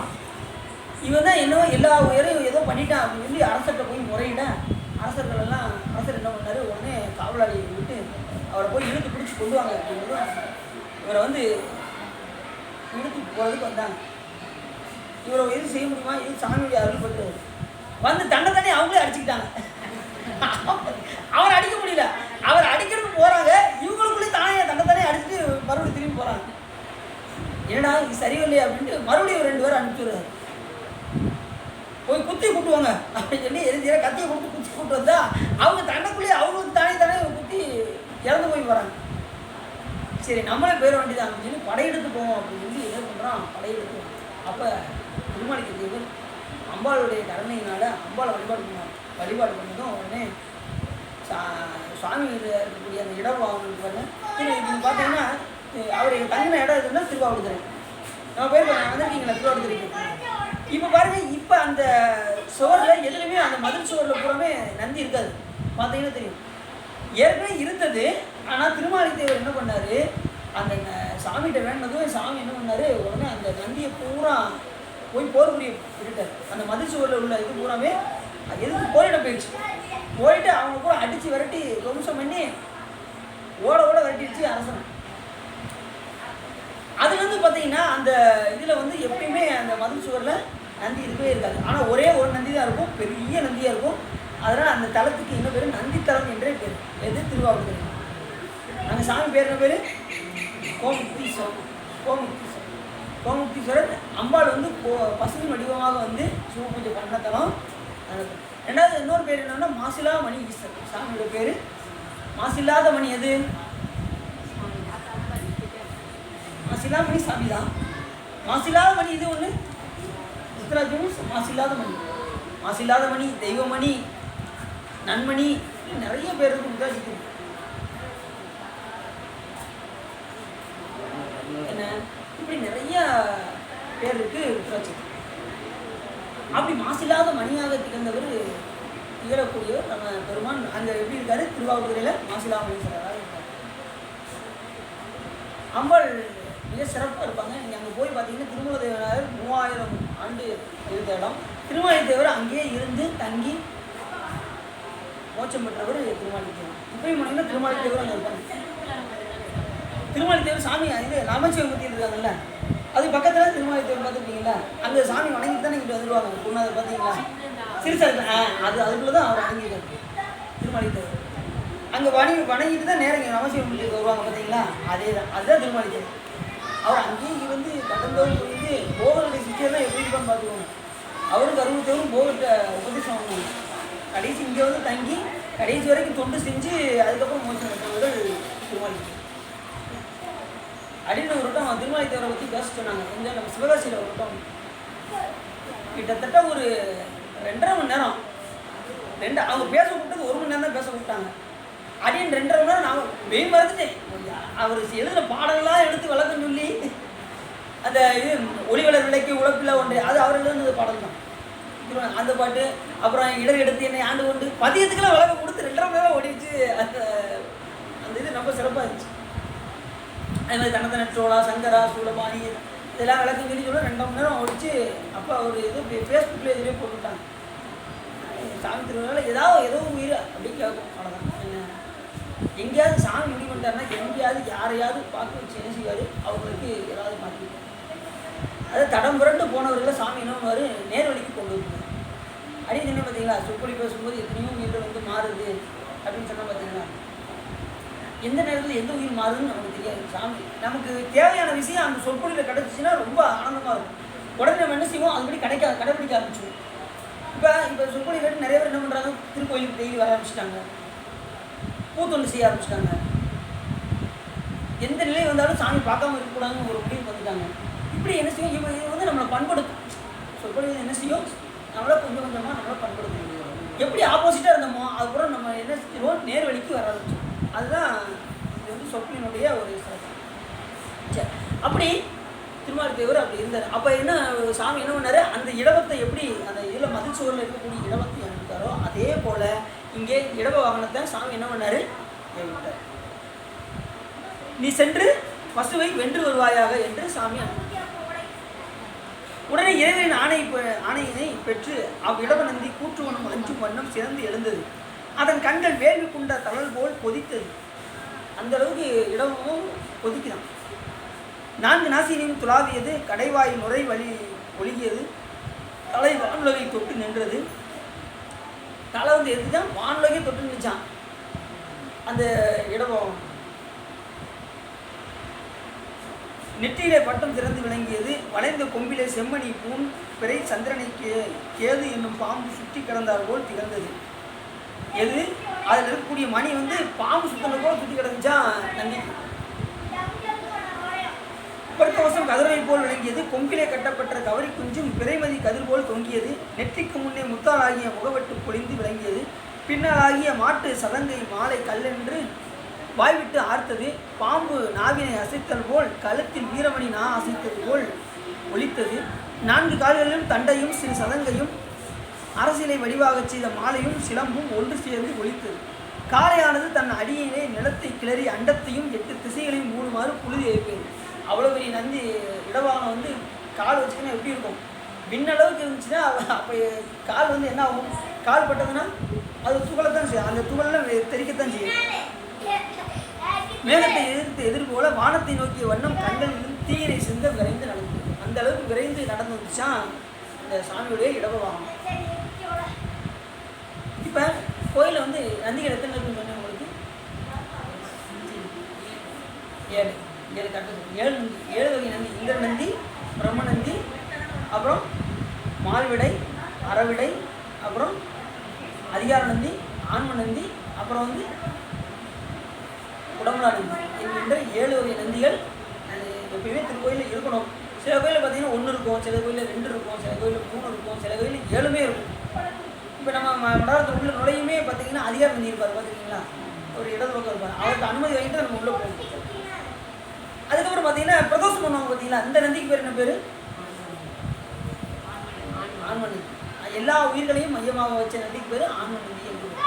எல்லாரும் என்ன செஞ்சாங்க, இதுதான் அதிகார நந்தி நினச்சிட்டு அந்த அதிகார நந்திக்கு பாடுவாங்க. அதுக்கு இது வந்து எல்லா உயிர்களையும் மையமாக வச்சு. ஏன் அப்படின்னா எல்லா உயிர்கள் பொருட்டு தான் சாமி என்ன பண்ணார், நஞ்சை அறுக்கிறார். நஞ்சை இருந்தாலும் இன்றைக்கி எல்லா உயிரும் என்ன இருக்கும், மறுபடியும் முழு இருக்கும். சாமியோட மிகப்பெரிய கருணை என்னென்னா இந்த நஞ்சை சாப்பிட்டது மிகப்பெரிய கருணை. ஆனால் அவரை எதுவும் பந்திக்காது, மாயை இருந்து அவரை பந்திக்காது. அது மாதிரி நஞ்சு எப்படி நஞ்சை பாம்புட்ட இருந்தாலும் அந்த பாம்பு அதை எது செய்யுமா, எதுவும் செய்யாது. அதுபோல் இந்த உலகம் எல்லாம் அவருக்குள் அடங்கி இருக்கிறதுனால அந்த நஞ்சு வந்து அவரை வந்து எதுவும் செய்யும். அதாவது சாமி டக்குன்னு எடுத்து வாயில் கொடுத்தாரு. அன்னைக்கு முடிஞ்சிருந்தான்னு வச்சுக்கோங்க, என்ன இருக்கும், நம்ம மறுபடியும் முழு இருளுக்குள்ளே போயிருப்போம். எல்லா உயிர்களும் நம்ம முழு துன்பத்தை அனுபவிச்சுட்டு இருக்கோம். அப்படி துன்பப்படக்கூடாது என்பதுக்காக தான் சாமி வந்து கண்டத்தில் அடக்கலாம். சாமி வச்சுருக்க எல்லாமே இலவு வாகனம் முதற்கொண்டு எல்லாமே அவர்கள் விரும்பி கேட்டதுனால தான் சிறுவர்கள் என்ன செஞ்சிருக்காரு, அந்த வாகனத்தை வச்சுருக்காரு. இல்லைன்னா சாமிக்கு எதுவுமே கிடையாது. அவருக்குரிய உயர்ந்த வாகனம் எது அப்படின்னா யானை தான் அவருக்குரிய வாகனம். ஏற்கனவே உங்கள்கிட்ட சொன்னேன், சிறுவனுக்குரிய வாகனம் எது, யானை. அது யாருக்கு அனுப்பிச்சு விட்டாரு, சுந்தரம் சாமியில் போய் கூப்பிட்டு வர்றதுக்காக அப்போ தான் அதை பயன்படுத்தினார். அது வரைக்கும் இந்த உயிரெல்லாம் கேட்டதை கேட்டு வாங்கி என்ன செஞ்சார், அதில் அமர்ந்தார். ஒரு முறை என்ன செஞ்சார், நம்ம திருமால் வந்து கேட்டார், சாமி உங்களை நான் தாங்க வேண்டும் என்று கேட்டார். எப்போ முப்புறம் தலையில் அந்நாளில் இடவமாக தாங்கினான் திருமால்தான் சாலலும். யார் சொல்கிறான்? மாணிக்கம். அப்போ சாமி என்ன பண்ணாரு? அப்போ திருமாலை விடைவாகனமாக ஆக்கி சாமி அதை போய் அது மாதிரி தர்ம தேவதைகள்லாம் போய் சாமிகிட்ட கேட்டது, சாமி உங்களை தாங்க வேண்டும் என்று கேட்டது. உடனே சாமி என்ன பண்ணார்? அறவிடையாக ஆக்கி அதை போய் குடமலானந்தி முப்புறம் தலைநிறுத்து 3 முனிவர்களுக்கு அருள் செய்தார் பாருங்க. அதில் ஒருத்தர் வந்து என்னதான் வர்றாரு? குடமலானந்தியாக வர்றாரு. முன்னாடி சாமிக்கு முன்னாடி இருக்கிறாங்க. இப்போ குட்டி நந்தி கொண்டு தெரியுங்களா? மடத்தில் பார்த்தீங்கன்னா தெரியும். அது பேர் குடமலானந்தி. அதான் இப்போ கைலாயத்தில் வந்து மேலே மத்தளம் வாசிக்கிற நந்தி எதுனா அதுதான். அது பேர் குடமலானந்தி. இப்படி ஒவ்வொரு காலத்துலேயும் அந்த ஒவ்வொரு நந்தியும் பயன்படுத்துவார்கள் சொல்லுவாங்க. அப்படி தான் இந்த இடவாகனம் என்னாச்சு? சாமி இடவாகனத்தை அனுப்புனார். அது எப்படி மதுரை மாநகரத்தை ஒரு வழி பண்ணிட்டு கிளறி விட்டு வானளவுக்கு விண்ணளவு சென்று உயர்ந்து வந்து நிற்கி. வெள்ளிய இடவானது தனது பிரதிச்சந்திரனை ஒத்த கொம்பினால் சூழ்கொண்ட மேகத்தின் வயிற்றை கிழித்து துள்ளிக்கொண்டு வெள்ளிமலை ஒன்று கால்வெட்டு நடந்தால் போல் விரைந்து சென்று பகைத்து சீற்றம் கொண்டு நிலத்தை மோந்து பெருமூச்செறிந்து பசுவினை அணிகிறது. பசு பக்கத்தில் வந்துருச்சு. எது? இடவாகனம் வந்துருச்சு. அப்பொழுதே மேற்கே உள்ள பசுவை கிழக்கே உள்ளது என்றும், கிழக்கே உள்ளது மேற்கே உள்ளது என்றும், வடக்கே உள்ளதை தெற்கே உள்ளது என்றும், மேற்கே உள்ளதை வடக்கே என்றும் சொல்லும்படி இடையராது துரத்தியது. அந்த பசுவை துரத்தி அடிக்கான். கிழக்கு போனால் கிழக்கு போதான், மேற்க போனால் ஒவ்வொரு திசையும் சென்று அதை துரத்துது இந்த காளை வாகனம். கொப்பில் கோத்து முதுகு கீழுமாறு தள்ளியது. உடனே முட்டி ஒரு தள்ளிடுச்சு. ஏதாவது பசுதான். மீண்டும் எடுத்தது. மலையை காட்டு பெயர்த்து வீசியது. மேலே திசைப்புறத்திலே எரிந்தது. மலை சீரங்கள் தூளாகும்படி தூக்கி எரிந்தது. மரச்செறிகளின் கிளைகளில் முருகிமாறி எடுத்து வீசியது. விண்ணிலோகத்திலிருந்தும் கடலில் விழும் காமதேவை போல கடலின் கண் எடுத்து வீசியது. இவ்வாறு இடமும் போர் விளையாடலை புரிந்து சமணர்கள் முன் எண்ணியபடி பொழுது தன் உயிருக்கு துன்பம் செய்யாது தனது பேரழகை காட்டிற்று. உடனே இந்த சமணர்கள்லாம் இதை தூக்கி எரிஞ்சதும் இப்படி பார்த்துக்கிட்டே இருக்காங்க. பார்த்துக்கிட்டே இருந்ததும் உடனே இந்த பசு என்ன செஞ்சிச்சு?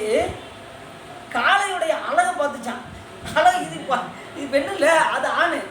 அதை பார்த்து அழகு போய் பார்க்குது தன் பேரலை. உடனே பசு வந்து தன்னுடைய பேரலை காட்டுச்சான்.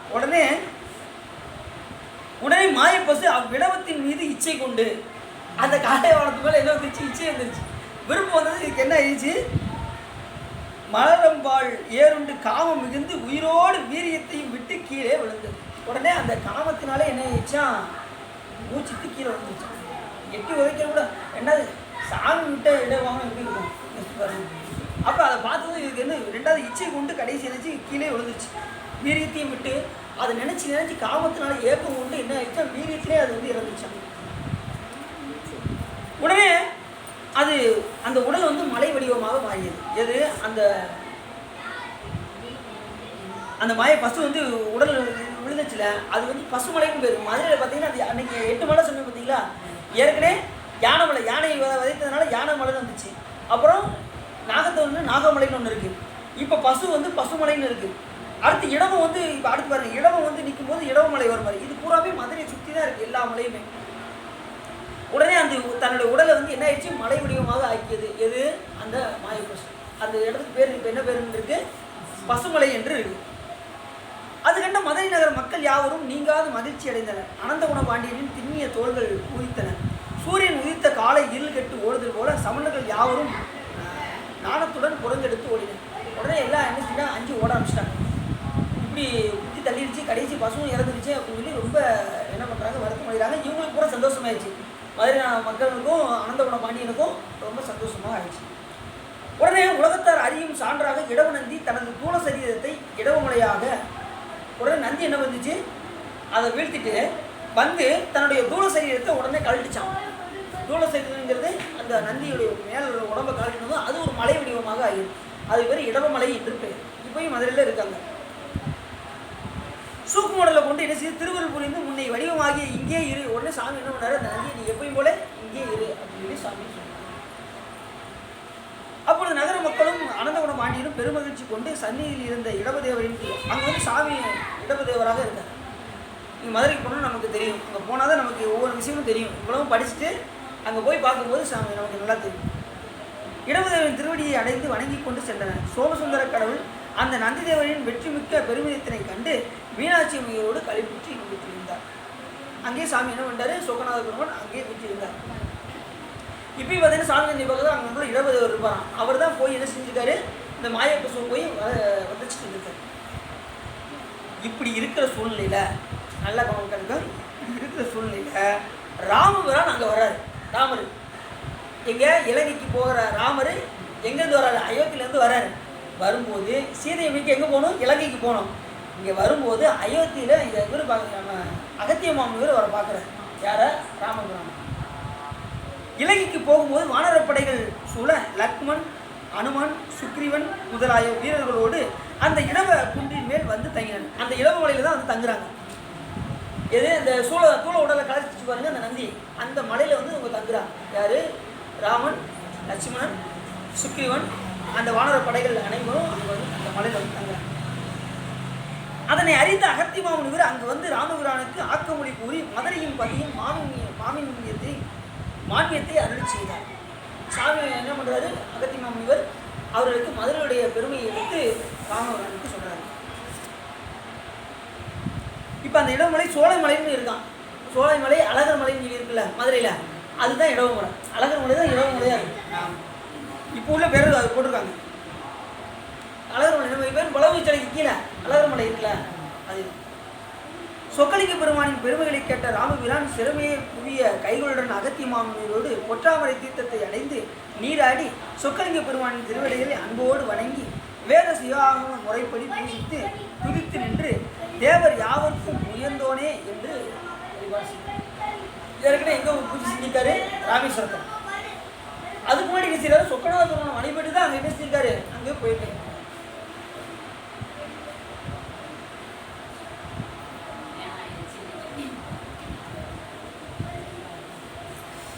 அப்போ முதல்ல யாரை பூஜிச்சிருக்காரு, மதுரை பெருமான சொக்கநாத பெருமானை வழிபட்டு தான் அங்கேயே போயிருக்காரு. வேத முறைப்படி பூஜித்து தேவர் யாவருக்கும் உயர்ந்தோனே ஜீவன்முக்தி புறத்திற்கு தலைவனே சிவமுக்தி புறத்திற்கு தலைவன்னா என்ன அர்த்தம், இந்த நேரம் சிவபெருமானையே சிந்தித்திருக்கக்கூடிய ஜீவமுக்தர்கள். அவர்களுக்கு எப்பயுமே அவங்களுக்கு ஆலய வழிபாடு உண்டு. சிவபெருமானை சிந்தித்து கொண்டிருந்தாலும் கூட அவர்களுக்கு என்ன வழிபாடு உண்டு, ஆலய வழிபாடு உண்டு, அடியார் வழிபாடு கண்டிப்பாக உண்டு. நம்ம ரொம்ப பெரிய இடத்துக்கு போயிட்டோன்னு சொல்லி அவங்க என்ன செய்யக்கூடாது, ஆணம் வந்துடக்கூடாது. செம்மலர் நோந்தார் சேர விட்டா அம்மலம் கடி அன்பரோடு மறி மாலர நேயமும் அழிந்தவர் வேடம் ஆலயமும் தானம் அரண்மனை தொழுமை அப்படின்னு சிவஞான போது சொல்றது. அப்படி எந்த நேரமும் சிவபெருமானையே வழிபாடு செய்யக்கூடிய ஜீவன்முக்தர்கள் அவர் என்ன செய்யணுமா, ஆலயத்தையும் அடியாருடைய திரு வேடத்தையும் சிவனென கண்டு வழிபாடு செய்ய வேண்டும். அப்படின்னா தான் அவங்க ஜீவன்முக்தர்கள். ஏன்னா அவங்க வந்து ஜீவன்முக்தர்கள் கிடையாது. அப்படிப்பட்ட ஜீவன்முக்தர்கள், ஜீவன்முக்தர்களுக்கே தலைவனாக வழங்கக்கூடிய பெருமானே, தூய போக நலன்கள் எவற்றிற்கும் காரணமாக வழிவாகிய சங்கரனே, போக நலன்கள்லாம் எல்லா உயிருக்கும் சாமி கொடுக்குறதில்ல.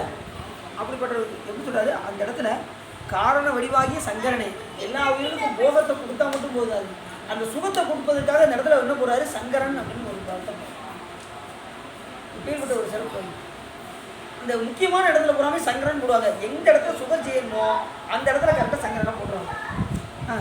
இப்போ ஏகப்பட்ட கதை போயிடுச்சு. திருமலை கிட்டே கதையெல்லாம் சரி பாரு, நான் ரெண்டாவது சொல்லணும் போனேன். சரி கண்டிப்பாக என்ன அப்படி இந்நில உலகத்தின் என்னுடைய தெய்வத்தன்மை பொருந்திய பதிகள் பல உள்ளன. அவற்றில் இம்மதுரை மிக்க அற்புதமுடைய சிறந்த பதி, மதுரையே சிறந்த பதியாகும். இது மிக்க மேன்மையுடைத்தது என்று கூறுவது யாதனின் எல்லா உலகமும் நின்னிடத்தை அன்பு வைத்து உய்யும் பொருட்டு நீ செய்தருளிய திருவிளையாடல்களின் வரலாறு மலை வடிவங்களாகி இத்திருநகர் புறத்தை நின்று விளங்குதலார். ஏன் இந்த திருவிளையாடல் போனால் ரொம்ப சிறப்புடையதுன்னா, அங்கங்கே 8 மலைகள் இருக்கு பாருங்க. இந்த மலைகள் வந்து சிறப்புற்று விளங்குவதனால திருவிளையாடல் கூட கொஞ்சம் மெருக ஆரம்பிச்சிருச்சான். நின்னிடத்தை அன்பு வைத்து உய்யும் பொருட்டு நீ செய்த அருளிய திருவிளையாடல்களின் வரலாறு மலை வடிவங்களாகி இத்திருநகர் புறத்தே நின்று விளங்குவதால் ஒவ்வொரு மலையும் யானைமலை, பசுமலை, இடவுமலை, நாகமலை இப்படின்னு எல்லா மலையும் அந்த மலையாகவே விளங்குவதனால திருவிளையாடல் புறத்துக்கு ரொம்ப சிறப்பாச்சு. ஏன்னா அங்கே புறம் சாமி என்ன செஞ்சிருக்காரு, நகர்ப்புறத்தை நின்று விளங்க செய்திருக்காரு. அந்த மலைகளை புறம் தரிசித்த மாத்திரத்திலே சகல துன்பங்களையும் போக்குவதற்கு சகல செல்வங்களையும் அருள்வதற்கு கருணை கொண்டு தேவரின் வீட்டிற்கும் சிறப்பினாலே இச்சொக்கலிங்கத்திற்கு வேறொன்றும் ஒப்பாகுமோ அப்படின்னு சொல்றாரு. யாரு, ராமபிரான் வழிபாடு செய்யறாரு சாமியை. ராமர் இங்கே வந்துடுறாரு. சுவாமி எங்க அயோத்தியிலேருந்து இங்கே வந்து சீதையை மீட்க இலங்கைக்கு போகும்போது இங்கே இடவமலை அந்த இப்போ சொன்னேன் பார்த்தீங்களா, அந்த பசு சாமியுடைய இடைவாகனத்தை அனுப்புகிறாருல, அந்த பசுவை போய் என்ன செஞ்சிருச்சு வதைச்சதும் உடனே அந்த தன்னுடைய சூழலை கலட்டி அந்த இடத்துல மலையாக இருக்குது, அது பேர் இடவமலைன்னு பேர். அந்த மலைக்கு தான் இவங்க என்ன வர்றாங்க, அங்கேருந்து வராங்க. அயோத்தியிலேருந்து ராமபுரான், லக்ஷ்மணன், சுக்ரீவன் எல்லாம் வரும்போது இந்த இடமலையில் வந்து தங்குறாங்க. தங்கும்போது தான் உடனே அகத்திய மாமுனிவர் அவருக்கு சொல்கிறார், என்ன சொல்கிறாருன்னா, இது மதுரை பதியுடைய அந்த சிறப்பை எடுத்து சொல்கிறதும் உடனே அங்கே உள்ள சொக்கநாத பெருமானை இவங்க வழிபாடு செய்கிறாங்க. யார்? ராமர் புரான், லட்சுமணன், சுக்ரீவன், அந்த வானரப்படைகள் அனைவரும் இங்கேருந்து வழிபாடு செஞ்சு தான் என்ன செய்ய போகிறாங்க, இங்கேருந்து போக போகிறாங்க. இடமலை இருக்கு. இப்போ இது சொக்கர்மலை, இது அழகர்மலை. அழகர்மலை தான் இப்போ இடமலையா அங்கே இருக்கல, இது இதுக்கு கீழே இருக்குல்ல அழகர்மலை, அதுதான் இப்போ வந்து இடமலை. சோலைமலைன்னு இருந்துச்சா, சோலைமலை தான் மேலே இருக்கு, பழமுதி சோலை, அது வந்து சோலைமலை, கீழே வந்து இடமலை. பசுமலை, பசுமலை, நாகமலை, இது பூராமே யானைமலை, இது பூராமே அதிகமாக சமணர்கள் வாழ்ந்த இடம். இந்த மலைகளில் பூராமே அவங்க பூரா இருந்த இடம். ஏன்னா அவங்க தானே ஏவுறாங்க, ஒன்று ஒன்றா ஏவுறாங்க. நம்ம போய் பார்த்தா தெரியும் எத்தனை மலையும் அங்கே மதுரை சுற்றி இருக்கு. பார்த்துக்கணும். 4 மலை தெரியுது சார். அழகர்மலை நீங்க 7 மலை சொல்றீங்க. பசுமலை தெரியுது. தெரியுது. அதுக்கடுத்து யானை மலை தெரியுது. யானை தென்னை அரசு யானை. சோலைமலைங்கிறது பழமலை இருக்கு. 8 மலை இருந்தா இன்னும் 4 மலை நம்ம இந்த முதல் புராணத்தில் பார்த்தோம் பார்த்தீங்களா, அதில் என்னென்னு உங்களை நான் குறிப்பிட்டு தரேன், நீங்கள் பார்த்துக்கணும். ஆனால் இருக்குது, மதுரையில் தான் இருக்குது, 8 மலையுமே மதுரையில் தான் இருக்குது, வேறு எங்கேயும் இல்லை. சரி, அப்படி வந்து வழிபாடு செய்கிறாரு, சாமியை பற்றி போற்றி வழிபாடு செய்கிறாரு. தன்னை நீராடும் போது பலவினை தொகுதியை சிதைத்து எனது மங்கள போகத்தை அருளும்படி அமைந்த பொற்றாமரை தீர்த்தத்திற்கு மற்றொரு தீர்த்தம் ஒப்பாகுமோங்கிற, இந்த பொற்றாமரை தீர்த்தத்துக்கு மேலே ஒரு தீர்த்தம் ஒப்பாகுமோ அப்படின்னு சொல்லி ராமபுரான்னு சொல்கிறார். எத்தலங்களிலும் மூர்த்தி தீர்த்தம் தலம் என்று 3 ஒவ்வொன்றே சிறப்புற்று விளங்கும். ஒவ்வொரு கோயிலில் மூர்த்தி சிறப்பாக இருக்கும், ஒவ்வொரு கோயிலில் தலம் சிறப்பாக இருக்கும், கோயிலில் தீர்த்தம் சிறப்பாக இருக்கும். ஆனால் மதுரை பகுதியை பொறுத்தளவுக்கு மூர்த்தி, தலம், தீர்த்தம் 3மே சிறப்புடைய ஒரு தலம். எதுன்னா மூர்த்தி எது? சொக்கநாத பெருமான். தலம் எது? அளவாய். தீர்த்தம் எது? பொற்றாமரை தீர்த்தம். அப்புறம் புறத்தொட்டி தீர்த்தம். நேற்று அன்னைக்கு பார்த்தோம்ல, புறத்தொட்டி தீர்த்தத்தில் என்ன ஆச்சு, அந்த மாபாதகம் தீர்த்த படத்தில் பார்த்தோம். அதில் குளிச்சுதான் என்ன பண்ணா, 108 அங்க பிரதட்சணை செய்து என்ன செஞ்சா சாமியோட திருவடி அடையணும். அப்படிப்பட்ட ஒரு சிறப்பு மதுரை பகுதியில் இருக்குது. அதனால் மூர்த்தி, தலம், தீர்த்தம் முறையாக சென்றவர்களுக்கு ஒரு சர்க்குரு வாய்க்கும் பராபரமே அப்படிங்காரு தாய்மான சாமி. ஒருத்தர் குருநாதர் வாய்க்கணும்னு வச்சுக்கோங்க. ஒருத்தருக்கு குருநாதர் வாய்க்கணும்னா என்ன செய்யணும், சாமி எனக்கு குருநாதர் வேணும், சாமி எனக்கு குருநாதர் வேணும் சாமி அப்படின்னா என்ன செய்வார், அதுக்கு ஒன்று செய்யணும், அதுக்கு ஒன்று செய்யணும்னா. இப்போ ஒன்று கேட்குறீங்க, சாமி எனக்கு குருநாதர். இப்போ குருவர் இல்லாமல் என்ன கிடையாது, திருவருள் கிடையாது, சிவனுடைய அருள் கிடையாது. குருநாதர் கண்டிப்பாக ஒரு உயிருக்கு கண்டிப்பாக தேவை. குருநாதர் இல்லைன்னா நாம் சாமி எத்தனை பிறவி எடுத்தாலும் போக முடியாது. ஏன்னா இதை சொல்லி வச்சது யாருன்னா சிவபெருமானே சொல்லியிருக்காரு, குருநாதர் உபதேசம் இல்லாமல் திருவருள் அடைய முடியாதுன்னு சாமியே எதில் எழுதியிருக்காரு, ஆகமத்தை எழுதி வச்சிருக்காரு. இப்போ நமக்கு குருநாதர் வேணும், அதுக்கு என்ன செய்யணும், நம்ம ஞானிகளை பாடி வச்சுருக்காங்க. மூர்த்தி, தலம், தீர்த்தம் முறையாய் சென்று ஒருவருக்கு ஒரு சத்குரு வாய்க்கும் பராபரம். கோயிலுக்கு போகணும், வழிபாடு செஞ்சுக்கிட்டே இருக்கணும். சாமி ஒவ்வொரு இடத்த விடக்கூடாது, போய்கிட்டே இருந்துச்சுங்களேன். உங்களுக்கு ஒரு இச்சை வரும், நமக்கு உபதேசம் வாங்கணும், தீட்சை வாங்கணுங்கிற ஒரு இச்சை அப்போ தான் வரும், அது வரைக்கும் வராது. மூர்த்தி, தலம், தீர்த்தம் ஒவ்வொரு திருக்கோயிலாக சென்று நாடும் நகரமும் நத்திரு கோயிலும் தேடி திரிந்து சிவபெருமான் என்று பாடுமின் பாடி பணிமின். சும்மா போனால் மட்டும் போதாது, கோடி என்ன செய்யணும், பாடல் பாடணும், பாடி பணியணும். பாடுமின் பாடி பணிமின் பணிந்தமின் கூடிய நெஞ்ச திருக்கோயிலாக பண்ணணும். இது செஞ்சா சிவபெருமான் என்ன செய்வார், உடனே ஒரு குருநாதர் நமக்கு அனுப்பிடுவார். நீங்கள் தேடி போகணும், குருநாதர் உங்களை தேடி வந்துடுவார். தேடி போகிற குருநாதர் கிடையாது, உங்களுக்கு நாடி வருவது தான் குருநாதர். புரியுது அவங்களுக்கு, எந்த இடத்துல வருவான்னு சொல்ல முடியாது. இந்த குறிஞ்சி நத்தம் கமல ஞான பிரகாசம் அமைஞ்சார். நம்ம ராமகிருஷ்ண பரமஹம்சருக்கு அருமையான சீடர் அமைஞ்சார் விவேகானந்தர். அப்படி ஒவ்வொரு சிறப்பு, ஒவ்வொருத்தருக்கும் ஒரு சிசிர் வாய்ப்பு. அது மாதிரி புகை நமச்சிவாயர், குரு நமச்சிவாயர் அவங்க ஒரு ரொம்ப சிறப்பு.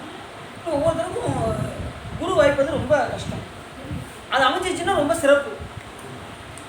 இப்போ காசியில் வந்து முக்தின்னு சொல்கிறாங்க, காசியில் இறந்தால் முக்தி அப்படியா? எப்படி சாமி குருநாதர் உபதேசம் இல்லாமல் முக்தி கொடுப்பாரு? காசியில் இறந்தால் ஏற்கனவே சில பேர் கேட்டுருப்பீங்க, சில பேர் கேட்காம இருப்பீங்க, டீச்சர் கேட்டுக்க மாட்டாங்க, அதனால் அவங்க சொல்லிடுவோம். காசியில் இறந்தால் முக்தின்னு சொல்கிறாங்க. இப்போ எத்தனையோ உயிர்கள் அங்கே இறக்கு, அப்போ சாமி மோட்சத்தை கொடுக்குறாரு. ஆனால் எப்படி மோட்சம் கொடுப்பாரு, சாமியை நேரு எழுதி வச்சிருக்காரு. குரு உபதேசம் இல்லாமல் திருவருள் கிடையாதுன்னு எழுதி வச்சிருக்காரு. அப்போ எப்படி அப்படின்னா சாமி என்ன பண்ணுறாராம், ஒருவராதென்று தன் எல்லை வட்டத்திற்குள் உற்றிருந்து இறந்தவருக்கு சாமி என்ன பண்ணுறாரோ உமை இலைப்பாற்றி, இது பல்வேறு பிறவி பிறக்குதேன்னு சொல்லி உமை அம்பாள் வந்து மடியில் கிடத்தி அந்த உயிர் என்ன செய்வாங்கன்னா இலைப்பாட்டுவாங்க. இது பிறந்து பிறந்து இழைச்சிக்கிட்டு இருக்க அப்படின்னு சொல்லி இலைப்பாட்டுவாங்கன்னா உமை இலைப்பாற்றி கும்பர்கோன் விசுவபதி வந்து தேவர்களுக்கெல்லாம் தலைவராக விளங்கக்கூடிய விஸ்வநாத பெருமான், அங்கே யார் இருக்கா காசியில்? ஒவ்வொருவரும் விசுவபதி வந்து ஒருவள செவியினால் தாரக பிரம்மத்தை உபதேசமாய் அருளியும் ஈரட்டு வடிவுதரும் காசிமாநகர் அப்படின்னு பாடம் சொல்லுது. இதில் நேரில் கண்டாரா ராமகிருஷ்ண பரமஹம்சர். சாமி என்ன உபதேசம் பண்ணுறதை அவர் நேரில் கண்ணால் பார்த்துருக்காரு, அதனால பாடல் எழுதிச்சிருக்காரு. அந்த இறந்த உயிர்களுக்கு சாமியை குருவாக உபதேசம் பண்ணி தான் அதுக்கப்புறம் தான் மோட்சத்தை கொடுக்குது. ஏன்னா அவர் செய்த அந்த இதை அவரே மீறப்பட்டார். எந்த ஒரு இதுவுமே சிவபெருமான் அதை எது வச்சிருந்தாருன்னா அதை அவரை மீறவே மாட்டார், அதை கரெக்டாக செய்வார். ஏன்னா அது வந்து அதனால தான் அறமே அவரை தாங்கியது, அறவிடை அவரை தாங்கியது. அப்படி சிறப்புடையது இந்த மூர்த்தி தலம். அதை முறையாக சென்று வந்தோம்னா கண்டிப்பாக நமக்கு ஒரு சத்குரு நமக்கு வாய்ப்பாங்க. ஆனால் சத்குரு கிடைச்சிட்டாங்கன்னா என்ன செய்யணும்னா அவர்களே சிவமாக கருத வேண்டும். அந்த குருநாதர் என்ன செய்யணும், சிவமாக பாருங்க. உடனே அவங்க வேட்டாளர் நம்ம நினைச்சிடக்கூடாது. குருநாதர் எப்படி நினைக்கக்கூடாது, வேற ஆளாக நினைக்கக்கூடாது. அது குருவே சிவம் என கூறின நந்தி. யார் சொல்கிறா, நம்ம திருமண தேவன் என்ன சொல்கிறோம். அதனால் குருவை வந்து இந்த மானுடச்சட்டை தாங்கி வந்து சிவபெருமானே நமக்கு உதவி செய்திருக்காரு என்று உணர்ந்து அவங்க சொன்னபடி கடைபிடிக்க வேண்டும். அதுதான் ரொம்ப முக்கியம். 100 கோடி ஆகமங்கள் எல்லாம் உணர்ந்தும் பெருகுதவும் சித்தியெல்லாம் பெற்றும் குருவரினால் வைத்தபடி இருக்க மாட்டாத மாந்தருக்கு சித்த சமணமாம் தினம் அப்படிங்கிறாரு நம்ம குருஞாசம். குருநாதர் என்ன சொல்லுவார், இப்போ காலையில் வெள்ளம் செஞ்சுக்கணும், சரிங்க சாமி. அனுஷ்டானங்கள்லாம் பண்ணணும், சரிங்க சாமி. அப்புறம் பூஜைலாம் பண்ணணும், சரிங்க சாமி. எல்லாம் கேட்டுட்டு காலையில் வெள்ளத்தில் எந்திக்காமல் 8 மணிக்கு எந்திரிச்சிட்டு காலையில் அனுஷ்டானம் பண்ணாமல் சாயங்காலம் பண்ணுறேன்னு பண்ணிவிட்டு நைட்டு பண்ணுறேன்னு பண்ணிவிட்டு அப்புறம் திருத்தொண்டுகள்லாம் செய்யணும் அப்படின்னு சொல்லிட்டு எந்த வேலையும் செய்யணும்னு வச்சுக்கோங்க. குருநாதருக்கு உபதேசம் வாங்கி என்ன செய்ய சொல்லணும். நம்ம எதுக்காக உபதேசம்னா இந்த பிறவியிலேருந்து என்ன செய்யணும், தப்ப வேண்டும், ஆன்ம விடுதலை பெற வேண்டும் என்கின்ற உணர்வு நமக்கு வந்துச்சுன்னா குருநாதர் நம்ம தேடி வந்துடுவாங்க. அந்த உரைப்பு நமக்கு இருக்கும். ஆன்ம விடுதலை பெற வேண்டும் என்கின்ற விருப்பம் இருந்ததுன்னா குருநாதர் யார் தேடி வருவாங்க, நம்மளை தேடி. உடனே உங்களுக்கு எடுக்கணும் மிச்சம் வந்துடும். உடனே அதுக்குரிய அடியாரில் உங்களை காமிப்பார். அதுக்குரிய இடத்துல போய் நீங்கள் என்ன செய்வீங்க, தீர்ச்சிருக்க ஆரம்பிச்சு. அப்படிதான் நமக்கு வந்து குருநாதர் வந்து வைப்பாங்க. அப்போ மூர்த்தி தல தீர்த்தம் முறையாக நம்ம என்ன செய்யணும், சென்று வரணும். இப்போல்லாம் எங்கே லாக்டவுன்லாம் போட்டாங்க, எந்த கோயிலுக்கு போக முடியுது, எங்கே வர முடியுது அப்படின்னு நீங்கள் சொல்கிறது புரியுது. ஆனாலும் திறந்ததுக்கப்புறம் நம்ம என்ன செய்வோம், கண்டிப்பாக நம்ம என்ன செய்வோம், ஏற்கனவே போய்கிட்டு தான் இருக்கோம். அது விட்டதும் மறுபடியும் நம்ம தொடர ஆரம்பிச்சோம். முடிஞ்சது திருப்பரங்குறை முதல் போயிடுறோம். எல்லோரும் வெறியாக இருக்காங்க, திருப்பரங்குறை போயிடணும் அப்படின்னு.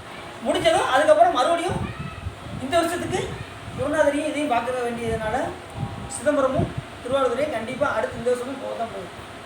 வருஷம் ஒருக்கா குருநாதர் பார்க்கணும். ஒரு நாள் ஃபுல்லாக தான், ஒரு நாள் ஃபுல்லாக திருப்பரங்குறை இருந்து புற்றல் படிச்சிடும். புற்றல் அங்கே போய் பாடிடும். பாடிட்டு நம்ம அதுக்கப்புறம் மறுநாள் கூட நம்ம ஒரு 2 நாள் போட்டு மறுநாள் கூட அங்கே பக்கத்தில் இருக்கிற எல்லா தளத்தையும் பார்த்துட்டு வந்துடுவோம். ஊருக்கு நைட்டு வந்து அங்கேயும் கூட தங்கிடுவோம். மடம் இருக்கு, மாணிக்கது மடம் இருக்குது, நம்ம திருவாரூர் மடம் இருக்குது. நம்ம வெளியே வாங்கிட்டு போனோம்னா அங்கே மடம் இருக்குது, மடங்கள் நிறைய இருக்குது. நம்ம அங்கே தங்கி நல்லா சாமி நல்லா ஒரு நாள் முழுக்க நல்லா இருந்து தரிசனம் பண்ணலாம். திருவாரூர் நல்லா சுற்றி பார்க்கலாம், சிறப்பாக இருக்கும். அவரை ஆட்கொண்ட இடம் அங்கேயே இருந்தோம்னா எவ்வளோ சிறப்பாக இருக்கும். பேசாமல் நம்ம அங்கேயே இருந்தாலும் கூட தோணும். ஏன்னா குருந்த மரத்தின் அடியில் எழுத்துல உயர்ந்து நிற்காது. செல்லுமலர் குருந்தம் மேவிய சீர் அந்த பாட்டில் சொல்கிறாரு. ஒவ்வொரு பாட்டிலுமே செல்லுமலர் அந்த அந்த மரத்துக்காகவே அந்த பதியம் படிச்சுக்காரு. பார்த்துக்கோங்க, அந்த குருந்த மரத்தை விடலை, அது மாதிரி பொண்ணு பழத்தை விடலை. நேற்று சொன்னேன், எனக்கு ஒரு பதியத்துக்குள்ளே என்ன செஞ்சிருக்காரு, புயங்கன்னு படிச்சிருக்கான்னு சொன்னேன். புயங்கன்னா பாம்பை அணிந்த பெருமான்னு அர்த்தம். உடம்பெல்லாம் பாம்பாக இருக்கும். சிவபெருமான் என்ன பாட்டு, பூவார் சென்னி மன்னன் எங்க பெருமான் சிறியோவை, அந்த பாட்டில் வருது பார்த்தீங்களா. புயங்க இதில் எந்தெல்லாம் பதியத்தை எடுத்து பாருங்க சொல்லியிருப்பாங்க. யாத்திரை பத்தில் என்ன சொல்லியிருப்பாருன்னா, முழுக்க நமக்கு உனக்கு காலம் கிடையாது, நீ வேஸ்ட்டாக இங்கே வந்து காலத்தை போக்கிறாரு. கோவம் காலம் வந்ததுதான் போய்விட்டடையான் கடல் புகவே, கடல் புகுவதற்கு முயற்சி பண்ணு. அடியார் ராணி எல்லோரும் அகல விடுவின் விளையாட்டை, மிக ஒரு காலம் இனி இங்கு இல்லை, நீ காலம் இருக்குன்னு நினச்சிக்கிட்டு இருக்காது. அடுத்த முறை என்ன நடக்குன்னு சொல்ல முடியாது. இருக்கும்போதே சிவபெருமான் வழிபாடு பண்ணிடு. காலம் உண்டாகவே காதல் செய்து உய்மின் ஞானம் உண்டானது வானவர் நான்குகளும் நன்னறிய ஆழம் உண்டா நீங்கள் பாண்டிப்பிரான் தன் அடியவருக்கு மூலபண்டாரம் வழங்குகின்றான் வந்து முந்துவினே முந்தி ஓடு. இங்கே நிற்காத, உனக்கு இங்கே வேலை கிடையாது. சிவபுரம் நீங்கள் நிகழும் அடியார் நின்று நெஞ்ச முறைக்கு நிற்போமே அப்படிப்பாரு ஒரு பாட்டில். ஒவ்வொரு பாட்டிலையும் புகழ்மீன் தொழுமீன் பூப்பனைமீன் புயங்கண்டாலேயே புந்தி வைத்து இகழ்வின் எல்லா அல்லலையும் இனி ஒரு இடையூறு அடையாமல் திகழும் சீரா சிவபுரத்து சென்று சிவன் தாள் வணங்கி நிகழும் அடியார் முன்று நாம் நெஞ்ச உருகி நிற்போம். உனக்கு காலம் கிடையாது. எது ஓட போறியா? எந்த யாத்திரை பற்றி அப்படின்னாரு சிவபுரத்துக்கு போகக்கூடிய யாத்திரை. அதுக்கு இந்த யாத்திரை பண்ணா தான் அந்த யாத்திரைக்கு போக முடியும். புரியுது அவங்களுக்கு? இங்கே உள்ள யாத்திரைகள்லாம் நம்ம முடிச்சா தான் தலம் மூர்த்தி தலம் தீர்த்தம்னா முறையாக போய் வழிபாடு செஞ்சாதான் அந்த யாத்திரைக்கு நம்ம போக முடியும். சிவபுரத்துக்கு நம்ம அங்கே போக முடியும். அப்போ வாய்ப்பு கிடைக்கும் போதுலாம் எல்லா தலமும் ஒரு தளத்தை விடக்கூடாது. வாய்ப்பு கிடைக்கும் போது பயன்படுத்திக்கிட்டே இருக்கணும். இதுதான் ஒரு வாய்ப்பு. அப்படி நம்ம கிடைக்கிற ஒரு வாய்ப்பு அப்படின்னு பயன்படுத்தி போய்கிட்டே இருக்கணும். சரி, இப்படி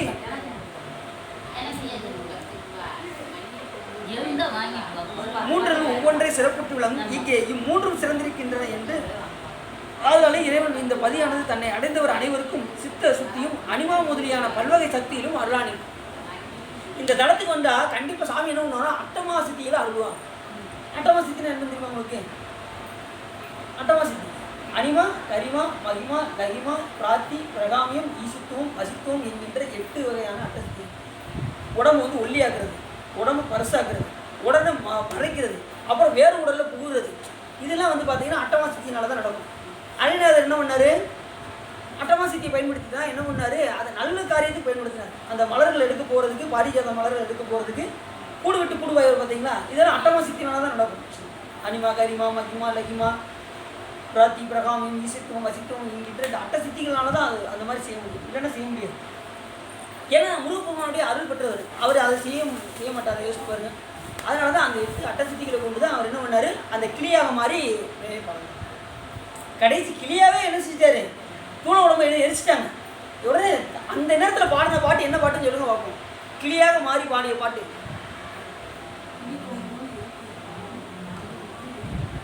நான் முதல்ல படிப்பேன். எந்த எனக்கு தந்த இன்னி என்ன பாட்டு? கந்தர் அனுபூதி. அனுபூதி கடைசியாக பாடி திருவடி. அனுபூதி அவ்வளோ முக்கியமான பாட்டு. அவர் கிளியாக பாடி போன பாட்டு நமக்கு பூலகத்தில் எப்படி கிடைச்சிது யோசிச்சு பாருங்க. அப்போ இறைவனுடைய திருவருள் இருந்தால் தான் நமக்கு கிடைக்கும். இல்லைன்னா கிடைக்குமா? கிளியாக பாடின பாட்டு. ஆடும் வருகையில் அணிசேவல் என பாடும் பணியே பணியாய் அல்ல தேடும் கயமா முகனை செல்வி சாடும் தனியான் சகோதரன் உல்லாச நிராகல யோக இதை சல்லாவ வினோதனும் இயல்பு எல்லாம் வர என்னை இழந்தனும். எல்லாத்தையும் விட்டாரு, சாமிகிட்ட போயிட்டாரு. நம்ம எல்லாத்தையும் பிடிச்சிக்கிட்டு இருக்கோம். அதனால நம்ம என்ன செய்ய முடியல? சாமிகிட்ட போக முடியல. எல்லாத்தையும் பிடிச்சிக்கிட்டோம். சிவபெருமானை மட்டும் நம்ம பிடிக்கவே மாட்டேங்கிறோம். அதனால நம்ம இங்கேயே கிடக்கும். எல்லாம் வர என்னை இழந்த நலம் சொல்லாய் முருகா சுர பூபதியே. நிறைய 51 பாட்டையும் 51 அச்சரங்களாக இருக்கும். அருமையான பாட்டு. வாய்ப்பு கிடைக்கும் போதெல்லாம் கந்தர் அனுபூதி, கந்தர் அலங்காரம் 108 பாட்டு இருக்குது. இதெல்லாம் வாய்ப்பு கிடைக்கும் போதெல்லாம் பாடிக்கிட்டே இருக்கணும். அடியாரோட சேர்ந்தோம்னா இன்றைக்கி என்ன பாட்டு பாடுவோம்? இன்றைக்கி கந்தர் அனுபூதி பாடுவோம், இன்றைக்கி கந்தர் அலங்காரம் பாடுவோம், இன்றைக்கி என்ன செய்வோம்? இன்றைக்கி திருமுறைகள்லேருந்து ஒரு 12 திருமுறையில் ஒரு பதியம் பாடுவோம். இப்படி இந்த மாதிரி அடியார்கள் கூடனா பாடலை பற்றியே பேசணும், சாமியை பற்றியே பேசணும். பேசாத நாளெல்லாம் அவரை பற்றி பேசிக்கிட்டே இருக்கு. இல்லைன்னா நமக்கு அன்றைக்கி வந்து டெத்து நாள். நமக்கு பெர்த்து வேணுமா டெத்து வேணுமா நம்மளே முடிவு பண்ணிக்கணும். நமக்கு பெர்த்து தானே வேணும். அப்போ என்ன செய்யணும்? சாமியை பற்றி பேசிக்கிட்டே இருக்கணும். சரி, அப்படி அந்த பல்வகை சித்திகளும் இந்த மதுரையம்பதிக்கு வந்தால் கிடைக்கும் அப்படின்னு சொல்லுவாங்க. அடியன் எண்ணிய கர்மம் உண்மையாக முடிந்த தன்மை அரிதோ அச்செயல் எப்படி முடிதல் வேண்டுமோ அப்படி விரைந்து முடியும் பொருட்டு அருள் புரித வேண்டும் என்று ராமபிரான் என்ன செய்கிறாரு? நம்ம சொக்கநாத பெருமான்கிட்ட விண்ணப்ப வைக்கிறார். இந்த செயலை நான் சீதையை போய் மீட்பதற்கு அருள் செய்ய வேண்டும் என்று சொக்கநாத பெருமான்கிட்ட விண்ணப்பிக்கிறார். அப்போது சோமசுந்தர கடவுள் சூரியன் மரபில் வந்த ராமனே அப்படின்னு அசிரி வாக்கு கொடுத்தாரு சாமி. எப்பயுமே நல்லவர்களுக்கு தான் சாமி என்ன பண்ணுவார்? அசிரி வாக்கு கேட்க வைப்பார். இவர் நம்ம சிதம்பரத்துக்கு போனார் சேக்கில சாமி. உடனே அசிரி வாக்கு உலகலாம் அப்படின்னு கேட்டுச்சு. அப்போ உண்மையாக இருந்தால் சாமி என்ன செய்வார்? அந்த அசிரி வாக்கை எழுப்புறாரு. அப்போ ராமன் வந்து ரொம்ப உத்தமமானவர். அப்போ அவருக்கு என்ன செய்கிறாரு? சாமி அசிரி வாக்கை கொடுக்குறாரு. சூரியன் மரபில் வந்த ராமனே நீ நாம் இருக்கும் இந்நகருக்கு தென் கீழ் திசையில் சென்று கடலிலே சேதுபந்தனம் செய்து இலங்கையினை அடைந்து ராவனுடைய 10 தலைகளையும் குறித்து சீதையை சிறையிலிருந்து நீக்கி மீளவும் நினது அயோத்தியை அடைந்து உலகினை நெடுங்காலம் ஆட்சி செய்வாய் என்று நீ போய் மீட்டு மறுபடியும் அயோத்தியில் போய் நினைச்சுவா, நீ நெடுங்காலம் ஆட்சி புரிவா அப்படின்னு சாமி அருள் புரிகிறார். பின்னால் வைகுண்டத்தை அடைவாங்க. இதெல்லாம் முடிச்சுட்டு நீ என்ன செய்வா, கடைசி வைகுண்டத்துக்கு போக அப்படிங்கிறாரு. அப்போ அந்த பதவியை கொடுத்தது யாருன்னு நமக்கு தெரியுது. இது ரொம்ப முக்கியமான இடம். இது ரொம்ப கொஞ்சம் கவனிங்க. இது ரொம்ப முக்கியமான இடம். இந்த இதெல்லாம் முடிச்சுட்டு மறுபடியும் எங்கே போவ, வைகுண்டம் போவாயாகன்னு. அந்த வைகுண்டத்தை ஆளுவது யாரு, நாராயணன். அப்போ ராமரா வந்தது யாரு, நாராயணன் தான் எங்கே வந்திருக்காரு, ராமநாதன் வந்திருக்காரு. இதெல்லாம் முடிச்சுட்டு நீ நெடுகாலம் இனிது இருந்து பின்னால் வைகுண்டத்தை அடைவாயாக அப்படின்னு சாமி சொல்லுவாங்க. இப்பொழுது நீ கவலை கொள்ளாதே என்று சாமி ஆசீர்வாதம்.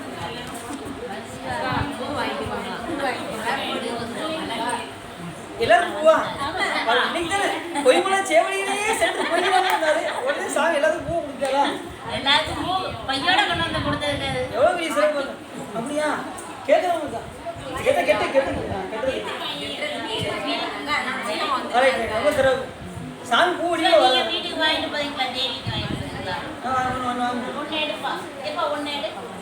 என்ன கடைசி என்ன பண்ணாரு,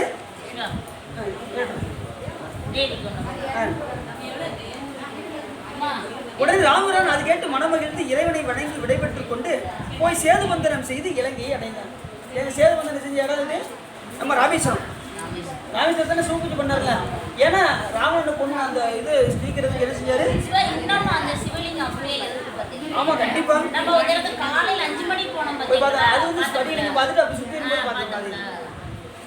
அறத்தை அளித்த பாவியாகிய ராவணனை கொன்று அவனுடைய அரசு செல்வங்களை அவன் தம்பியாகிய விபீஷணனுக்கு அளித்துவிட்டு சீதையோடு மீண்டு வந்து சேது என்னும் ராமேஸ்வரத்தில் சிவலிங்க பிரதிஷ்டை செய்து பூசித்து அவன் அருளை பெற்ற தன்மை பற்றி தொடர்ந்த கொலைப்பலியிலிருந்து நீங்கினான். உடனே அவர் கொலைப்பலி நீங்கிறதுக்கு என்ன செஞ்சாரு, ராமேஸ்வரத்தில் வந்து சிவபூஜை பிரதிஷ்டை செய்து சிவபூஜை செய்தார். இது வந்து தெளிவாக நம்ம திருவையாளர் புராணத்தில் தெரியுது. அந்த ராமேஸ்வர புராணத்திலையும் சொல்லியிருக்கோம், அதில் விரிவாக சொல்லியிருக்கோம், இதில் கொஞ்சம் சுருக்கமாக சொல்லியிருக்காங்க. ஏன்னா இங்கே மதுரை மதிக்கு வந்துட்டு எங்கே போயிருக்காரு, அங்கேயும் போயிருக்காரு. ஏன்னா அயோத்தியிலேருந்து வரும்போது இந்த வழியை தான் வந்திருக்காரு. அவர் அருளை பூசித்து அவன் அருளை பெற்று தன்னை பற்றி தொடர்ந்த கொலைப்பலியிலிருந்து நீங்கள் அந்த ராவணனை கொண்டு அந்த பலியிலிருந்து அந்த சிவலிங்க பிரதிஷ்டை பண்ணி செஞ்சதுனால அந்த பலியிலிருந்து அவர் நீங்கள் எந்த ஒரு கொலைப்பாவமாக இருந்தாலும் சிவபூஜை செஞ்சால் என்ன ஆயிரும், அவன் நீங்க என்பது நமக்கு நல்லா தெரியும். பிரம்மகத்தி தோஷமாக இருந்தாலும் என்ன ஏற்கனவே கதையில் பார்த்தோம், இந்திய கதையில் அந்த பிரம்மகத்தி தோஷம் பண்ணுவதற்கு சிவ பூஜை பண்ணாங்கன்னு சொல்லி பார்ப்போம். அப்படின்னு என்ன சொல்கிறேன்னா, எந்த தோஷமும் உங்களுக்கு வராமல் இருக்குன்னா தினசரி என்ன செய்யுங்க, சிவ பூஜை செய்யுங்க. உங்களுக்கு எந்த தோஷமும் நமக்கு வராது. நம்ம காலையிலேருந்து எத்தனை உயிரிழை கொள்ளணும்னு நினைக்கிறீங்க. எறும்பு காலில் மித்திப்படும், அப்போ உயிர்கள் அறியும். எறும்பு மித்திப்படுது. கொசு அடிக்கிறீங்க, கொசு அடிக்கக்கூடாது. இதெல்லாம் நீங்கள் ஆள் அவுட் வைக்கிறீங்க. எத்தனையோ வகைகளில் நமக்கு வந்து என்ன செய்யும், பிற உயிர்கள் நமக்கு துன்பம் வருது. அப்போ என்ன செய்யுங்க, சிவபூஜை பண்ணிக்கிட்டே இருங்க, சிவமான வழிபாடு செஞ்சுக்கிட்டே இருங்க. நமக்கு எல்லாத்துலையும் இருந்து சாமி என்ன செய்வார், அதை நம்ம இப்படி கொலைப்பலியிலிருந்து நீங்கினான். அதன் பின்பு சோமசுந்தர கடவுள் மீளவும் வந்து வணங்கி கொண்டு சீதையுடன் அதோ அயோத்தி நகரை அடைந்தார். மறுபடியும் எல்லாம் முடிச்சுட்டு கடைசி சாமி மறுபடியும் வந்து சொக்கநாதர் வந்து வழிபாடு செய்யறது. அதுதான் ரொம்ப சிறப்பு. இப்போ முடிச்சுட்டு போயிட்டு சீதையை மீட்டுட்டு மறுபடியும் இதே இடத்துக்கு வந்து சாமிக்கு நன்றி சொல்லிட்டு தான் எங்கே போறாரு, அயோத்திக்கு போறாரு. இதுதான் உண்மையான ஒரு பக்தருக்கு ஒரு அடையாளம். என்னன்னா, ஒரு இப்போ நம்ம சாமிகிட்ட வந்து வழிபாடு செய்யறோமா, அவர் அந்த காரியத்தை முடிச்சிருவாரு. அதுக்கப்புறம் நம்ம நன்றி சொல்லுவாங்க. காரியம் முடிஞ்சிச்சு, அவ்வளோதான், கை கட்ட வேண்டியதான்னு போயிடுவோம். ஒருத்தர் அப்படிதான் கோயிலில் ரொம்ப நாள் கோயிலுக்கு வர்றதை நிப்பாட்டவே மாட்டார். தினசரி கோயிலுக்கு வந்துக்கிட்டே இருப்பார். அவரை பார்த்து எனக்கு பொறாமையாக இருக்கும். மனசு இப்படி வராதையா, நம்ம கூட ஒரு நாள் லீவ் போட்டுறோம், அவர் ஒரு நாள் விடாமல் பயங்கரமாக வர்றாரு அப்படின்னு சொல்லிட்டு ஒரே பார்த்துக்கிட்டே இருந்தேன். சரின்ட்டு கொஞ்ச நாள் அதுக்கப்புறம் அவர் ஆளை காணும். இவ்வளோ வருஷமாக வந்துக்கிட்டு இருந்தாரு, திடீர்னு அவர் ஆளை காணணுன்ட்டு ஒரு இடத்துல சந்திக்க வேண்டிய சூழ்நிலை வந்தது. அவரை ஐயா தினசரி கோயிலில் உங்களை பார்ப்பேன், உங்களை பார்க்கறதே இல்லையா. அதாங்க அது வேற ஒன்றும் இல்லை, காரியம் முடிஞ்சிருச்சு, அதான் வர்றது நிப்பாட்டிட்டேன் அப்படின்னாரு. அவர் காரியம் நிறைவேறிச்சான், நிறைவேறது சாமியை மறந்துட்டார், கோயிலுக்கு வர்றது நிப்பாட்டார். சோசியல் என்ன சொல்லியிருப்பாங்க, இத்தனை வருஷம் போயிட்டு இருந்தேன்னா உனக்கு காரியம் நடக்கும் இருப்பாங்க. போயிட்டு வந்தது இந்த காரியம் முடிஞ்சதும் உடனே சாமி விட்டுருவாங்க. அப்படி செஞ்சு அது என்ன ஆகும், மறுபடியும் துன்பம் நம்மளை வந்து சாரும். ஏதாவது வடிவத்தில் வந்து என்ன ஆகும், நமக்கு வந்து துன்பம் வரும்.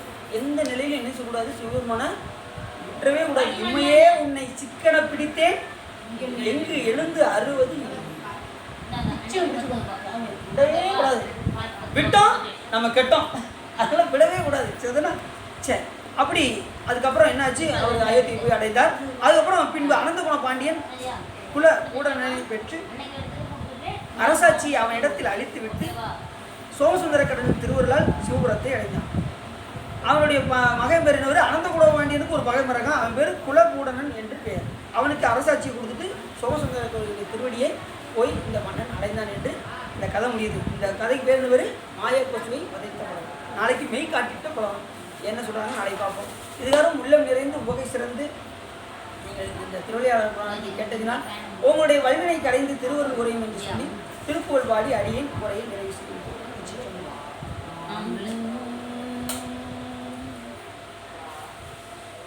நாவேறு பாமணத்த பாதாரமே நினைந்து நாளாறு நாள் பற்று வகையான நாளாறு ஆகமத்தில் நூலாய ஞான முக்தி நாளோறும் நான் உரைத்த எரியாக நீ வேறனாதிருக்க நான் வேறு எனாதிருக்க தேராக வாழ்வதற்கு அருள் கூற நீடாச்சடாதரத்தின் மீதே பராபரத்தை நீ காண்யனாவனை சொல் அருள்வாயே சேவேரும் ஈச சுற்ற மாஞான போத புத்தி சீராகவே உரைத்த குருநாதா தேரார்கள் நாடு சுட்ட சூரார்கள் மான விட்டு தீராகி காபுரத்தி மணவாளா காவேரி நேர்வடக்கீரே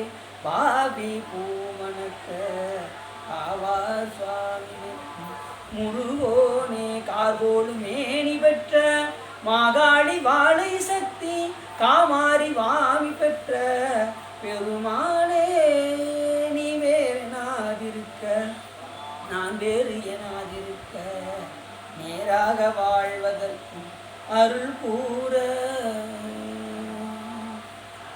கைலாய பரம்பரை விஞ்ஞான போதனை காட்டும் என்னை பயில்வாய் மிகண்டான் வந்ததிக்கோள் மெய்ஞான பானுவாய் உயிலாரும் மொழியில் திருவாவூர் தெரிவாள் உன் நமச்சிவாய் தேவன் சைலாதி மறுபடியும் திருமரம் நீடூழி தலக மாதோம் பையம் நீடுக மாமலை மண்ணுக மெய் விரும்பிய அன்பர் விளங்குக சைவ நன்னெறிதான் தலை தொங்குக தெய்வ பெண் திருநீர் சிறக்கவே வான்முகில் வளாதுவிக மடிவளம் துறக்க வந்தன் போன்முறை அரசெய்க குறைவில்லாது இருள்வாழ்க நான்மறை அரங்குவங்க நற்றவன் வெண்மல்க மேன்மகள் சைவ நீதி விளங்குக உலகமெல்லாம் அழகனம் பார்வதீபதையே